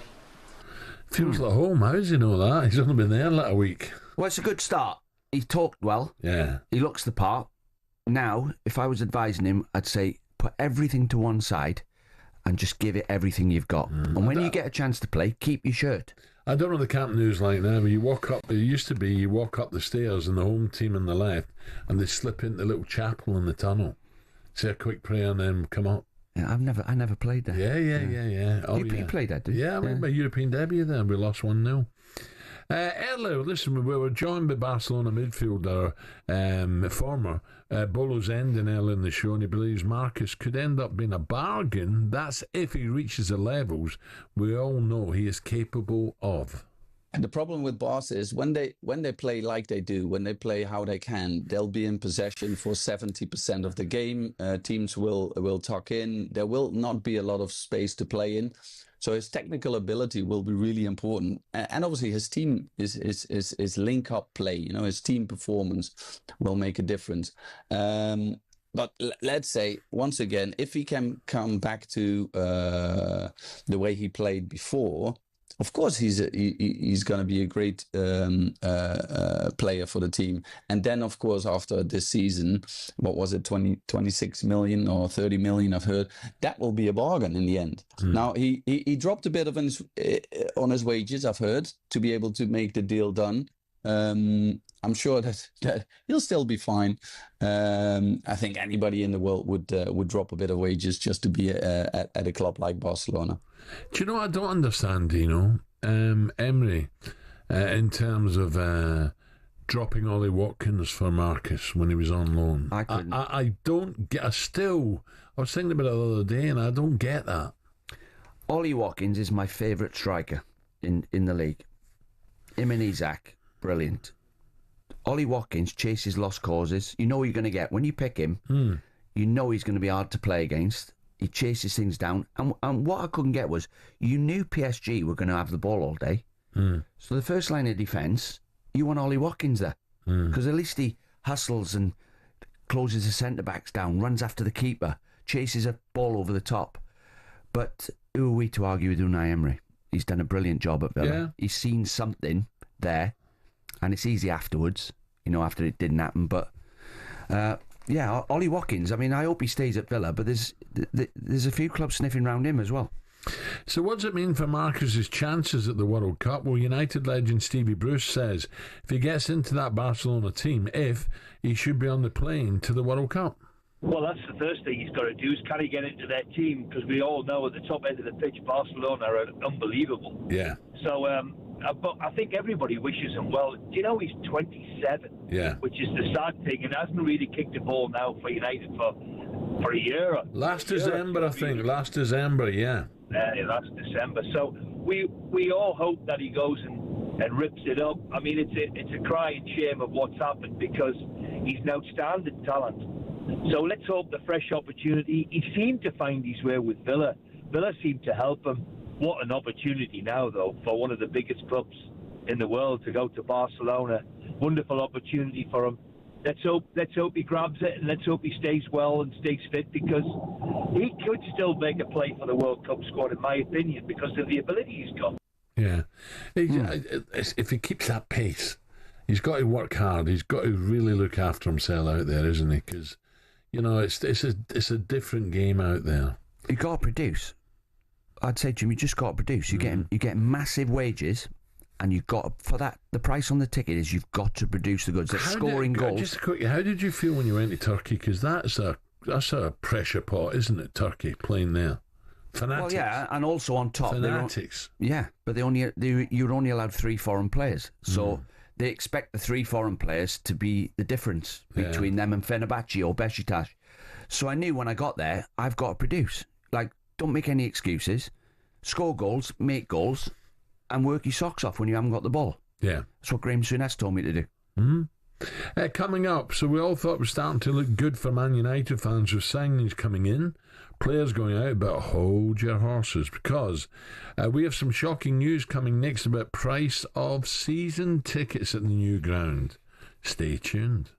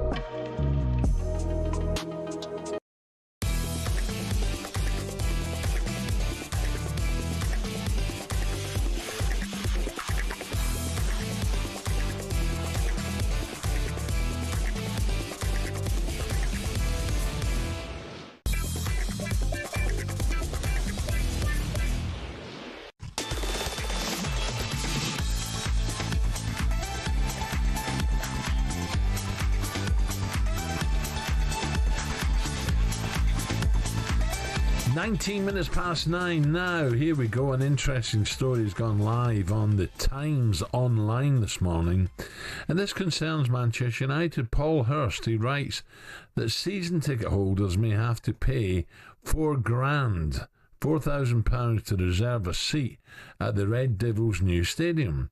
The introduction of a personal seat licence, or PSL, is one of many possible ideas put to supporters during recent focus group sessions organised by US stadium consultants CSL International.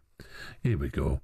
Under PSL, which is commonplace in some American sports, if a fan buys a seat licence, right, if they buy a seat licence, Dino, they're given first refusal on that seat for 30 years. Dino, your initial reaction to that? Well, I made a statement about 4 or 5 years ago, and I was wrong. I said it won't be long because of the television money that really it'd be a tenner to get in, 20 quid, because they won't need the gate receipts because they're getting 160 million. But I was totally wrong. It's just gone through the roof. Like, to take your kids to the football now is a joke, how much you got to pay.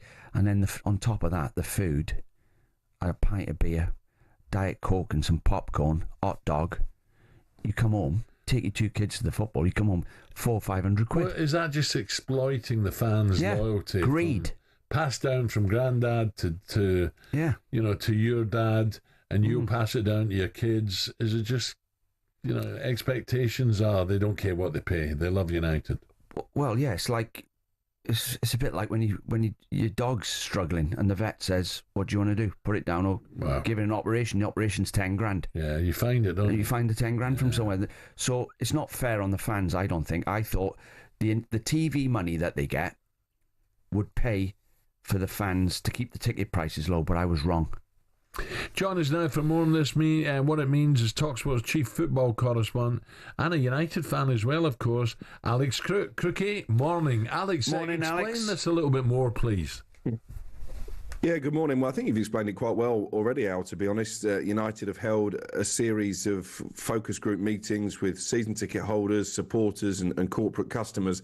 And there's been a variety of proposals that have been discussed. And this is probably the most attention-grabbing, as you say, £4,000 to guarantee your seat for 30 years. There's been a lot of controversy about Sir Jim Ratcliffe moving long-standing season ticket holders from seats at Old Trafford, particularly those behind the dugout, because he wants to sell them to corporate customers. So this would guard against that. As it says in the article, and it's widely covered in other newspapers now as well, this licence system is commonplace in America, particularly when it comes to help fund the building of new stadiums. And of course, United have got a grand plan to rebuild Old Trafford and replace it with a £2 billion stadium. We've often asked, well, bearing in mind Sir Jim Ratcliffe has pleaded poverty and so the club could run out of money completely by the end of this year, where are they going to get £2 billion from? Well, perhaps this is one area to help boost the coffers. I think it would go down like a lead balloon amongst Manchester United fans, to be honest. But what we know about Sir Jim Ratcliffe, and we've seen that over the last 18 months, doesn't really care about that, does he? He doesn't really care about the scrutiny and the criticism that comes his way. He makes his own decisions, and I think this would be another very unpopular one. Well, I know that my club is Ipswich, as you well know, and I've known guys when I first started in the youth team who supported Ipswich become very successful in business, had boxes. One even lent the club money for the academy and stuff like that when Ipswich were struggling. And they all got moved. And there's a guy who 40 years at a seat on the far side, which we call the blue seats, are over there. And he got moved, It had to because of the away fan ruling. You had to give them more seats. But there's got to be a better solution than that, isn't there? And these guys have walked away now, just said, oh, I've had enough of this. Thank you very much for nothing. Well, Alex, I was going to ask you, the 5 players who are training on their own, I've got 4 of them down. I missed one. I've got Sancho, Rashford, Malacia and Garnacho. Who's the other one? There's 5 of them. Anthony. So 2 years ago, if you wrote down, I've got their names there, their value 2 years ago, and added it up, I don't know how much they paid for Anthony. Was it 75 million, 80 million? Sancho was 80 million. Rashford was worth 80 million 2 years ago. And add the value up now, every day the clock's ticking, how much money have Man United lost? Well, on them 5 huge. players. And how much have they spent on wages on those 5 players as well? They gave Marcus Rashford a huge new contract on the back, really, of one good goal-scoring season in the Premier League. So, again, I think it just emphasises how badly the club have been run. And in fairness to Sir Jim Ratcliffe and Ineos, they are paying the price for some of the decisions that have been made by the old regime, not least that huge transfer fee they forked out on Anthony, the second most expensive player behind Paul Pogba, I think, in Manchester United's history. And this is why they are having to really tighten the purse strings. They've obviously made a lot of redundancies, some people who've been at the club a long time and are part of the furniture, which again hasn't gone down well. And I think you've got to get a fine balance between trying to right the wrongs of the past, but also not destroying the soul of the football club. And I think there is an argument to say that some of the decisions that have been made have done just that.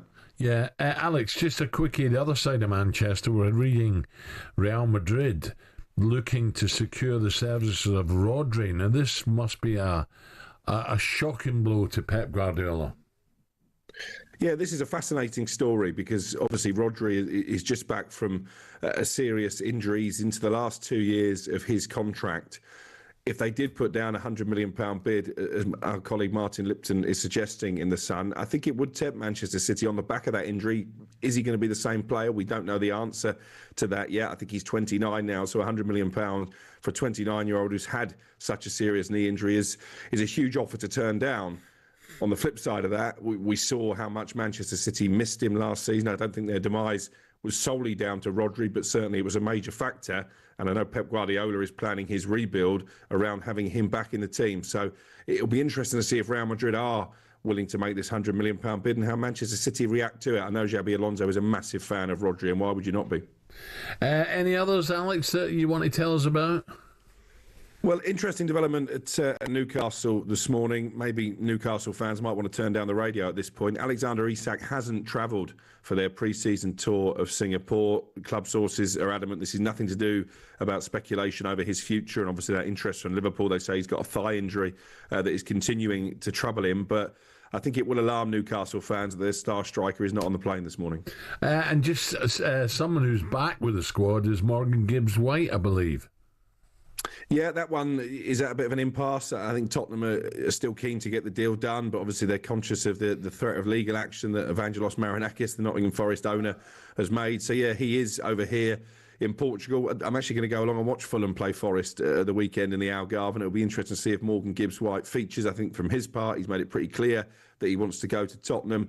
Marinakis was hoping there'd be a rival bid from Manchester City because they're keen on James McAtee coming in the opposite direction. Doesn't sound like that bid will be forthcoming, but Forest still one of a number of clubs trying to sign James McAtee. And just on West Ham as well, we spoke about this yesterday. Callum Wilson, I think that agreement to join West Ham on what will effectively be a pay-as-you-play deal is edging closer. What a life you have, Alex. You know, in the Algarve going to watch Fulham against Forest and then down to glorious Goodwood. You know, it doesn't get much better. He's the king in Goodwood, Alex. It doesn't get much better, does it? You can get in anywhere if you're with Alex in Goodwood. Oh, can you? He can get you in, yeah. He's the top man in the area. Yeah. Alex, just briefly before you go, Morgan Gibbs-White, can you explain to us what the argument is? Because apparently they've triggered the release clause, but something's gone wrong. Yeah, they've notified Forest they would trigger the release clause, and that's been met with a backlash by Marinakis because he claims that clause should have been confidential and therefore it's been leaked to Spurs. Therefore, there's allegations of tapping up Morgan Gibbs-White. And at the moment, that's why this deal is stalling. I think the expectation from Tottenham and from Gibbs-White is that it will still go through, and this is just Marinakis digging his heels in. But he can be quite a stubborn man. So the clock is ticking. What have we got? 5 weeks of the window left, around about 40 days, I think, to get this deal done. Alex, nice one. Thank you. Enjoy your holiday. Brilliant. Alex Crook there out in the Algarve. Football fans, is this £4,000 season ticket licence a sign that football is going to become even more expensive? And truly, is it exploiting fans, in your opinion? Is it fair to charge that much money to reserve a season ticket? Let us know. 03 717 223344. That's the number to call. Coming up, David Bumble Lloyd couldn't get into his own bar yesterday at Old Trafford. Shocking. But up next, we'll find out why one of the great Australian rugby players, David Campese, he couldn't get in the first test either. That's coming next.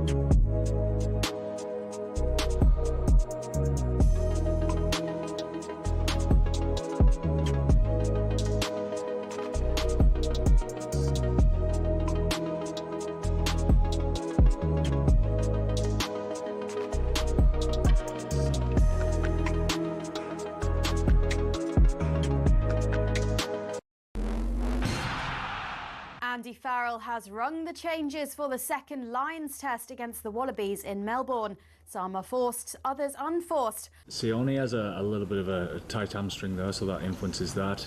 Gary Ringrose, Hugh comes in. Gary, was actually selected, and unfortunately in training, he's had to pull out. So what does this tell us about the upcoming test? Well, here's our reporter down under, Alfie Reynolds.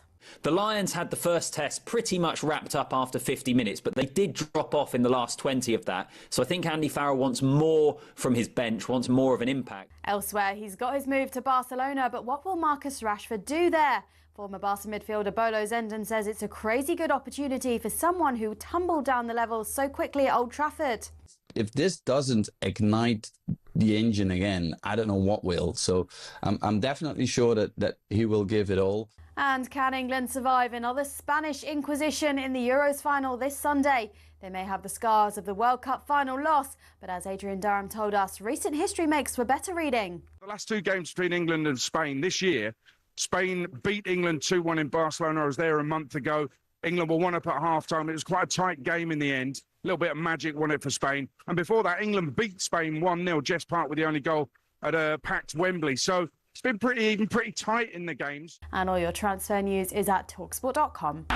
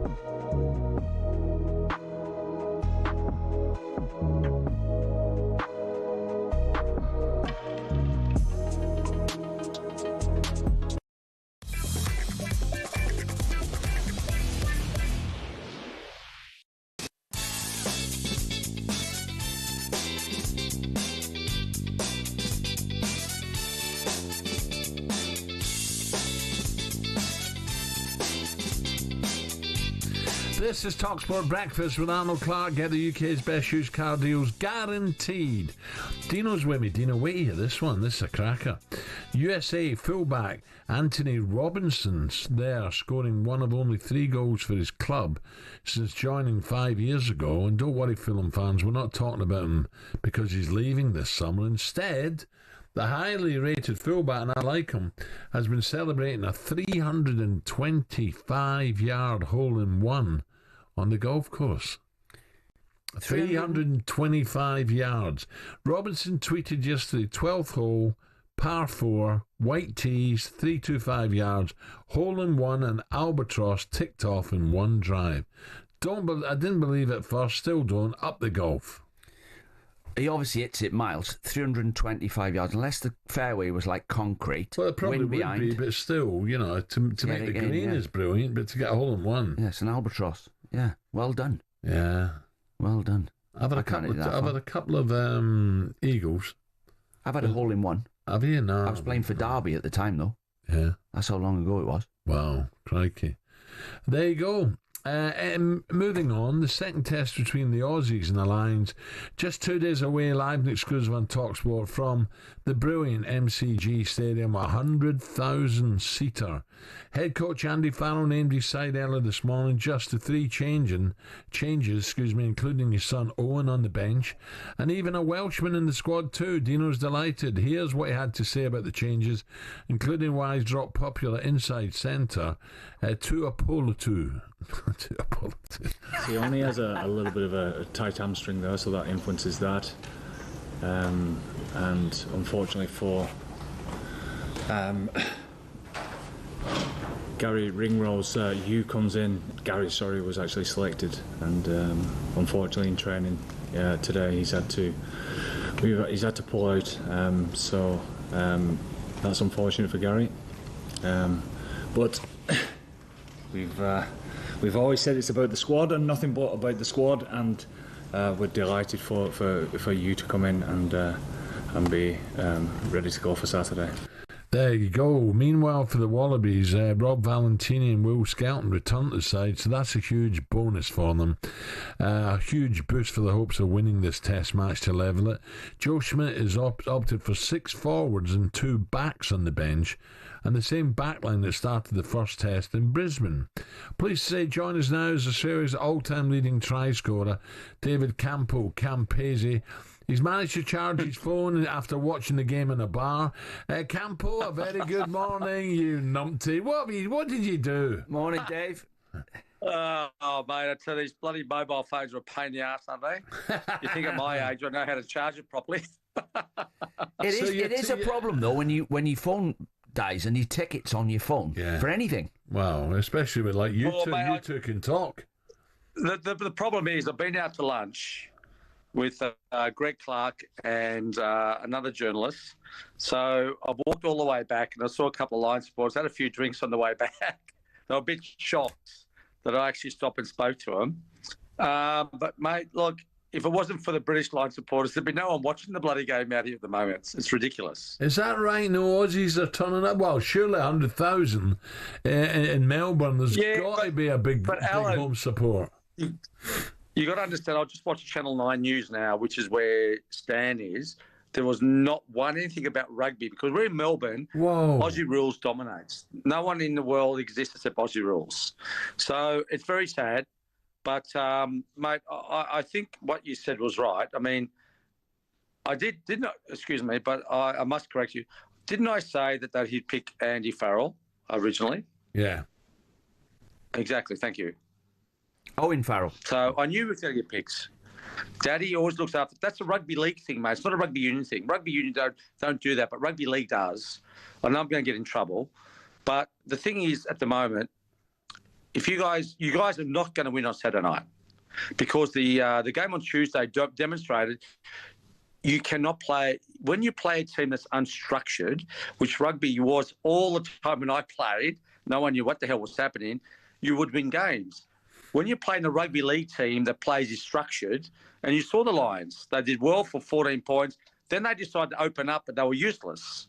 That's what's going to happen on Saturday night, mate. If you play unstructured rugby, you guys are not going to win. So you think the Wallabies are going to be in the faces more, physical, like towards the end of the game where they said, right, well, we've had enough of this. You think it'll be more physical from the home side? Well, I don't think it's going to be at the end. I think it's just going to be the game itself. The game of rugby is it's a game of chess. You know, you've got to put the pieces in the place where you attack. And, you know, I would have picked Peachy on the wing. I don't know what excuse me, I was going to swear. What the hell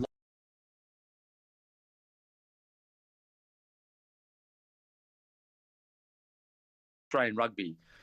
You saw last week in the last 20 when McDermott and Donaldson, they control the game. They want to play.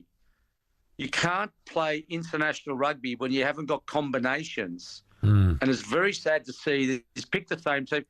James O'Connor is the best number 10 with 20 minutes to go in the world. And they don't even put him on the bench. Yeah.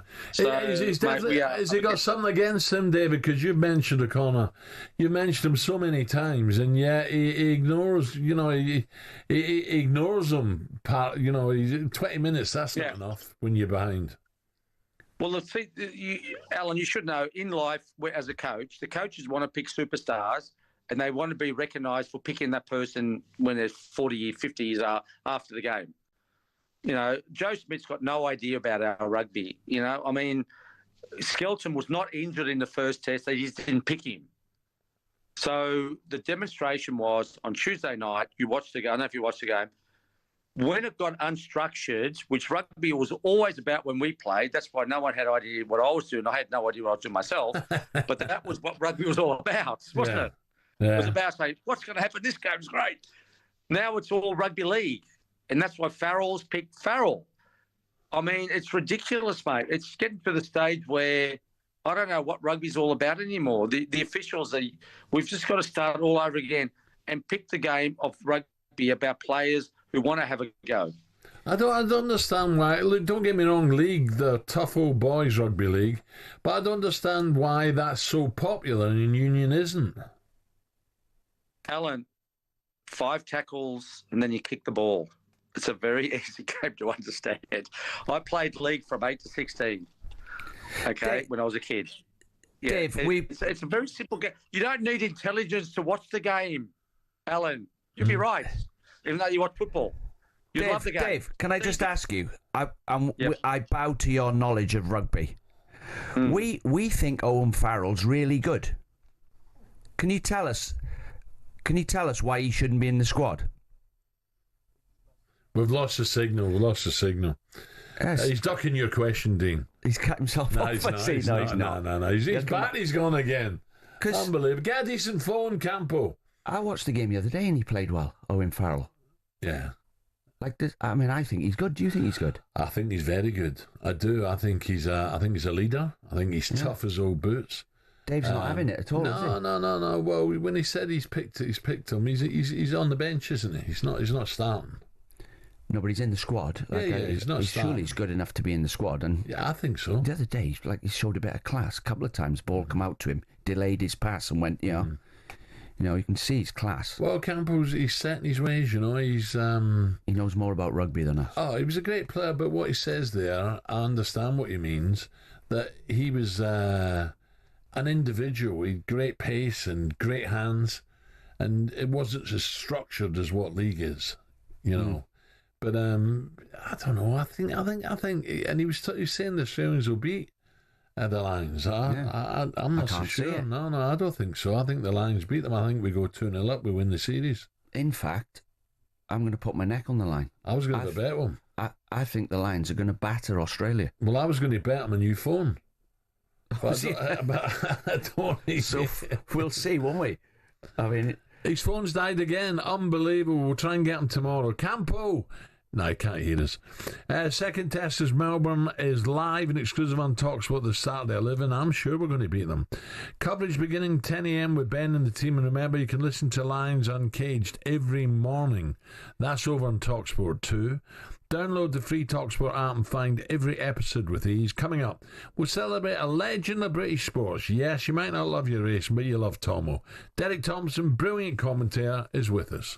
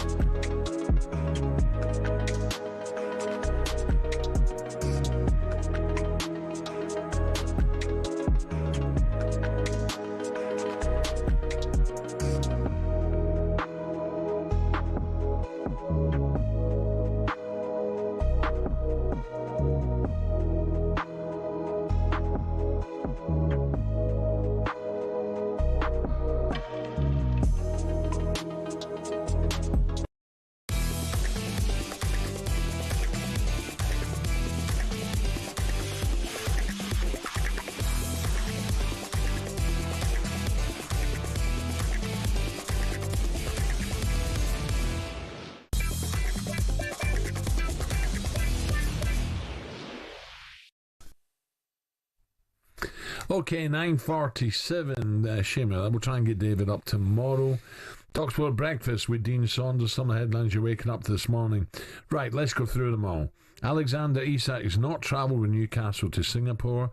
The Swedish striker was told is still nursing a minor thigh injury. So if that is the truth, then don't look into it too much that he's fallen out with Eddie and he wants a move to Liverpool. India star Rishabh Pant has been ruled out for 6 weeks, ending his tour of England after sustaining an injury to his foot following Chris Woakes' Yorker during his retired innings yesterday. And of course they can't replace him with another batsman, they can with a fielder. And Manchester United season ticket holders, this was news to us this morning, may have to pay £4,000 to reserve a seat at the Red Devils' new stadium. Now, the introduction of a personal seat licence, or a PSL, is one of many possible ideas put to supporters during recent focus group sessions organised by the US stadium consultants CSL International. So they have to pay $4,000 to reserve that seat, Dino. Did they get that back? Probably not. And that's just to keep the seat that they've had maybe through the families for years. talkSPORT chief football correspondent, huge United fan Alex Crook, joined us a short time ago for more. This licence system is commonplace in America, particularly when it comes to help fund the building of new stadiums. And of course, United have got a grand plan to rebuild Old Trafford and replace it with a £2 billion stadium. We've often asked, well, bearing in mind Sir Jim Ratcliffe has pleaded poverty and said the club could run out of money completely by the end of this year, where are they going to get £2 billion from? Well, perhaps this is one area to help boost the coffers. I think it would go down like a lead balloon amongst Manchester United fans, to be honest. But what we know about Sir Jim Ratcliffe, and we've seen that over the last 18 months, doesn't really care about that, does he? He doesn't really care about the scrutiny and the criticism that comes his way. He makes his own decisions, and I think this would be another very unpopular one. Well, I don't know. Does he care? Maybe he does care. Maybe he's just trying to, get a handle on things and just say, no, I'll run it my way now, Is that for the new stadium they're on about? Yeah. So just call it 100,000, 40 quid each. What's £4,000 each? Sorry, £4,000 each. So what we're looking at there? 40 million quid. 40 million. Well, that's not going to make a huge dent in 2 billion, is it? No. You were working out, right? Tell me what you were scribbling away there. Right? So off the top of my head, forget 2 years ago, Sancho was worth 60 million. Rashford, off the back of the goals he scored, was worth 80 million, apparently. Malacia, I've just wrote them off the top of my head. Malacia, 40 million. Garnacho, 40, 50 million. Anthony was 80 million. And if you look at the value of them now, Sancho's worth 30 million, apparently. Rashford, you can buy him for 30 million at the end of the loan. Malacia, 20 million? Gone down in value. Garnacho, probably the same, 40 million. Anthony's gone down to 30 million, probably. You'd have to sell him for 30. So you've paid out the wages for 2 years as well to the 5 of them. That's 400 million, roughly. And now it's 170 you got coming back. So you've lost 230 million on 5 players in 2 years. A lot of money. And who's picking the pieces up for that? Fans. The fans. For more on all today's biggest stories, head over to our website, talksport.com. The full story about Paul Hurst is on the Times online, okay? Right now, what a treat we have in store for you now to finish the show. One of the most iconic voices in all of sport. Derek Thompson has hung up his microphone, having called them home at Wolverhampton on Tuesday night. An amazing 60-year career. Tommo certainly gave us some brilliant moments along the way. And was your mum watching from Devon tonight, as always? She'd be in bed. If I know your mum, she certainly won't. So Josephine Gordon does it. Let's check out the replay. We just don't know how well Tommo knows her mum. And I'll have a 69 and buy Donna one, all right? Because I know you. By the way, that was a slip of my tongue. I meant a 99, of course. Look at this lady here. What have you got there? Jacket potatoes? Jacket potatoes will follow you in because I'm a commentator. Look at this. And this is the bar. This is definitely the place to be. Are you well? I thought you were. I'm going to have a glass of champagne. It's the news, and Bob just confirming the ground is now good to say. Oh, you've been joined by a beautiful lady. No, it's a man, actually, Derek. Who's? Oh, I'm sorry. I've been joined by a beautiful lady. Remind me of your name, because I completely forgot. Matthew Jones. Of course it's Matthew Jones. He's a man. It's Space Bear who's going to win the It's a Photo. Oh, he's dropped you right under a bus there, Tommo. Bob there. Having become one of the youngest ever commentators to call home the Grand National back in 1973, Tommo. Can you believe that? On your final day of work at Wolves last night, it must have been emotional, Derek. I tell you what, it was. Morning, Alan. Morning, Dino. Morning. I tell you what, it really was. You know, we call ourselves professionals, quote unquote, you know. And when I switched the mic off after the last race, and it wasn't a photo, but the race was called Farewell Tommo Photo. Anyway, but it was quite emotional. There was a little between you and I, but don't tell anyone. There was a little tear in my eye, but it was lovely. A lot of people had turned up, and it was just great. And all the jockeys came out and shook my hand. We had a photo. It was lovely, you know. So I thoroughly enjoyed it. Tommo, racing. I've not been in the game as long as you, of course, but you know, I go back to the Craven meeting when I was Ipswich Town, late 70s, when Charles St George would invite us over to his summer house next to Tat Sales in Newmarket. Right. Leicester was there, Pat Edry was there, Steve Coffin was there.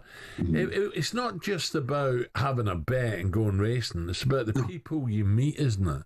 That's the beauty of racing. Yeah. It is incredible. You know, I'm just a young lad who was a Middlesbrough supporter. You know, and you know, the King, the Queen, Sheikh Mohammed, you know, the bus driver, you know, and it was lovely. And the other day at Wolverhampton, people were coming up to me, you know, saying, "Can I have a selfie?" Blah blah blah, or whatever. Can I have the autograph? And it's an honour. Every person who does that to me, it's an honour. And we are so lucky, aren't we, guys? You know, we're very lucky. We go to the races, you know, you go to the football matches. And I know that's our work, and we never drink when we're at the races or at the football match, do we, Alan, and Dino. Tommo, champagne and racing and Whispering Angel go together, I'm afraid. Well, I wish I could afford Whispering Angel. Tommo, in your career, you've met all sorts of people, from royalty right down. Who's your favourite jockey to work with, and who's your favourite trainer? Oh, that is a lovely question. Well, my favourite jockey would be John Frankham, wouldn't it? Because, you know, when he retired, he had the best pair of hands, you know. There's just 5 people you could say have hands like that. And we're talking about hands that handle reins with the horse's mouth. It was just incredible. And, of course, he became my colleague on Channel 4 Racing. And he was so funny. I remember when we went to York races one day, and he'd just retired. And he says... I said, I'm going for a game of golf, 9 holes just up the road at Fulford. Do you want to come and join us? He said, I've never played golf before. Anyway, he came and hit a few shots on the first tee. And after about 3 holes, he walked off. He said, I'm never playing golf again. This is a crazy game. He now plays golf every day of the week. Does he? And what was the other question, Dino? Your favourite trainer? Oh, Henry Cecil. Henry says, well, Nicky Henderson has got to be my favourite trainer of all time because he put me on the winner at Plumpton, classified. And, you know, and I borrowed his breeches and I won. I beat the future king, Prince Charles. And it was just an incredible day.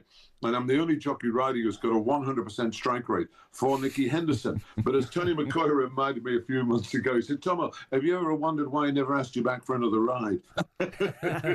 McCoy's another gem. And then you've got Frankie as well. Do you know what I mean? There's so many characters. Different. And Leicester was a character in his own way, wasn't he? The legendary Leicester Piggott. He was just amazing. I remember at Frankie Dettori's wedding all those years ago, was it 27 years ago? And Lester and I sat together. We would always sit together, you know, because he knew he could trust me. And, you know, he wrote his first winner at 12. You know, he was that good. He was just absolutely unbelievable. Frankie Dettori, I was just saying, when he was a young man, he had a little flat at the top of Newmarket High Street. You know, as you drive in the High Street on the right. He had a little flat there. And in the garage, he had one of those mechanical horses. And I used to go around and see him, and he used to play loud music, much to the delight of his neighbours. But he would punch on the mechanical horse. And that's why he became so fit and so strong. And I used to go around and have a chat with him. And he was quite an incredible man. And he still is, and what a jockey. And we'll never forget that Magnificent Seven at Ascot, will we? And I remember his dad winning on Wallow in the Guineas. Yes, and Bolkowski as well. Yeah. Incredible. What a family, the Dettoris. And, you know, we've got so many. That's the beauty of racing. Because, and let's not forget the horses. You know, it's all about the horses. And, you know, I know football is football and rugby is rugby. And we love all sports and athletics and motor racing. But the horse, that has a mind of its own. You've got to train it. You've got to. It's not just a question of pushing it hard. Sometimes they won't go, but they will go. If you lean back a little bit, they'll go faster. So the horses are the main thing. And we are so lucky. We can, you know, we go and drink champagne. We can have a bet on them. We can interview the winning jockey. I think the first interview we did with winning jockey was Walter Swinburne after he won the Derby on Shogun. Yeah. And we were live on ITV Channel 4. And that was the first jockey interview that we'd ever done on TV. And what a horse that was. And I'll never forget, the rider of the second thought he'd won the Derby. He was actually far-sighted, so he couldn't see the horse in front. And when he passed the post, he thought he'd won. And then when he pulled up, he saw Shergar coming back and said, I'm only second. Tommo, listen, hopefully I'll see you in Jersey again. That was a pleasant surprise. You're still going to go and do a bit of commentary in Jersey? Yeah, I've got Ascot tomorrow, Saturday, the King George, and then Sunday, Jersey. So I'll be there Sunday. So, and don't forget, in 2 weeks' time, we've got Ladies' Day in Jersey. All right, okay. Well Tommo, done, listen, Tommo. What a career. Brilliant, pal. Thank you, and I'll see you soon. You'll be sadly missed. Yeah, cheers, Tommo. You are two of my heroes. Thank you. Good man. Derek Thompson there. 60 years. That takes some doing, by the way. Dino, we're out. It's 2 minutes to 10. I'm back tomorrow. Is it Gabby? I think it's Gabby tomorrow with me. And we'll go and have a little debrief, Dino, shall we?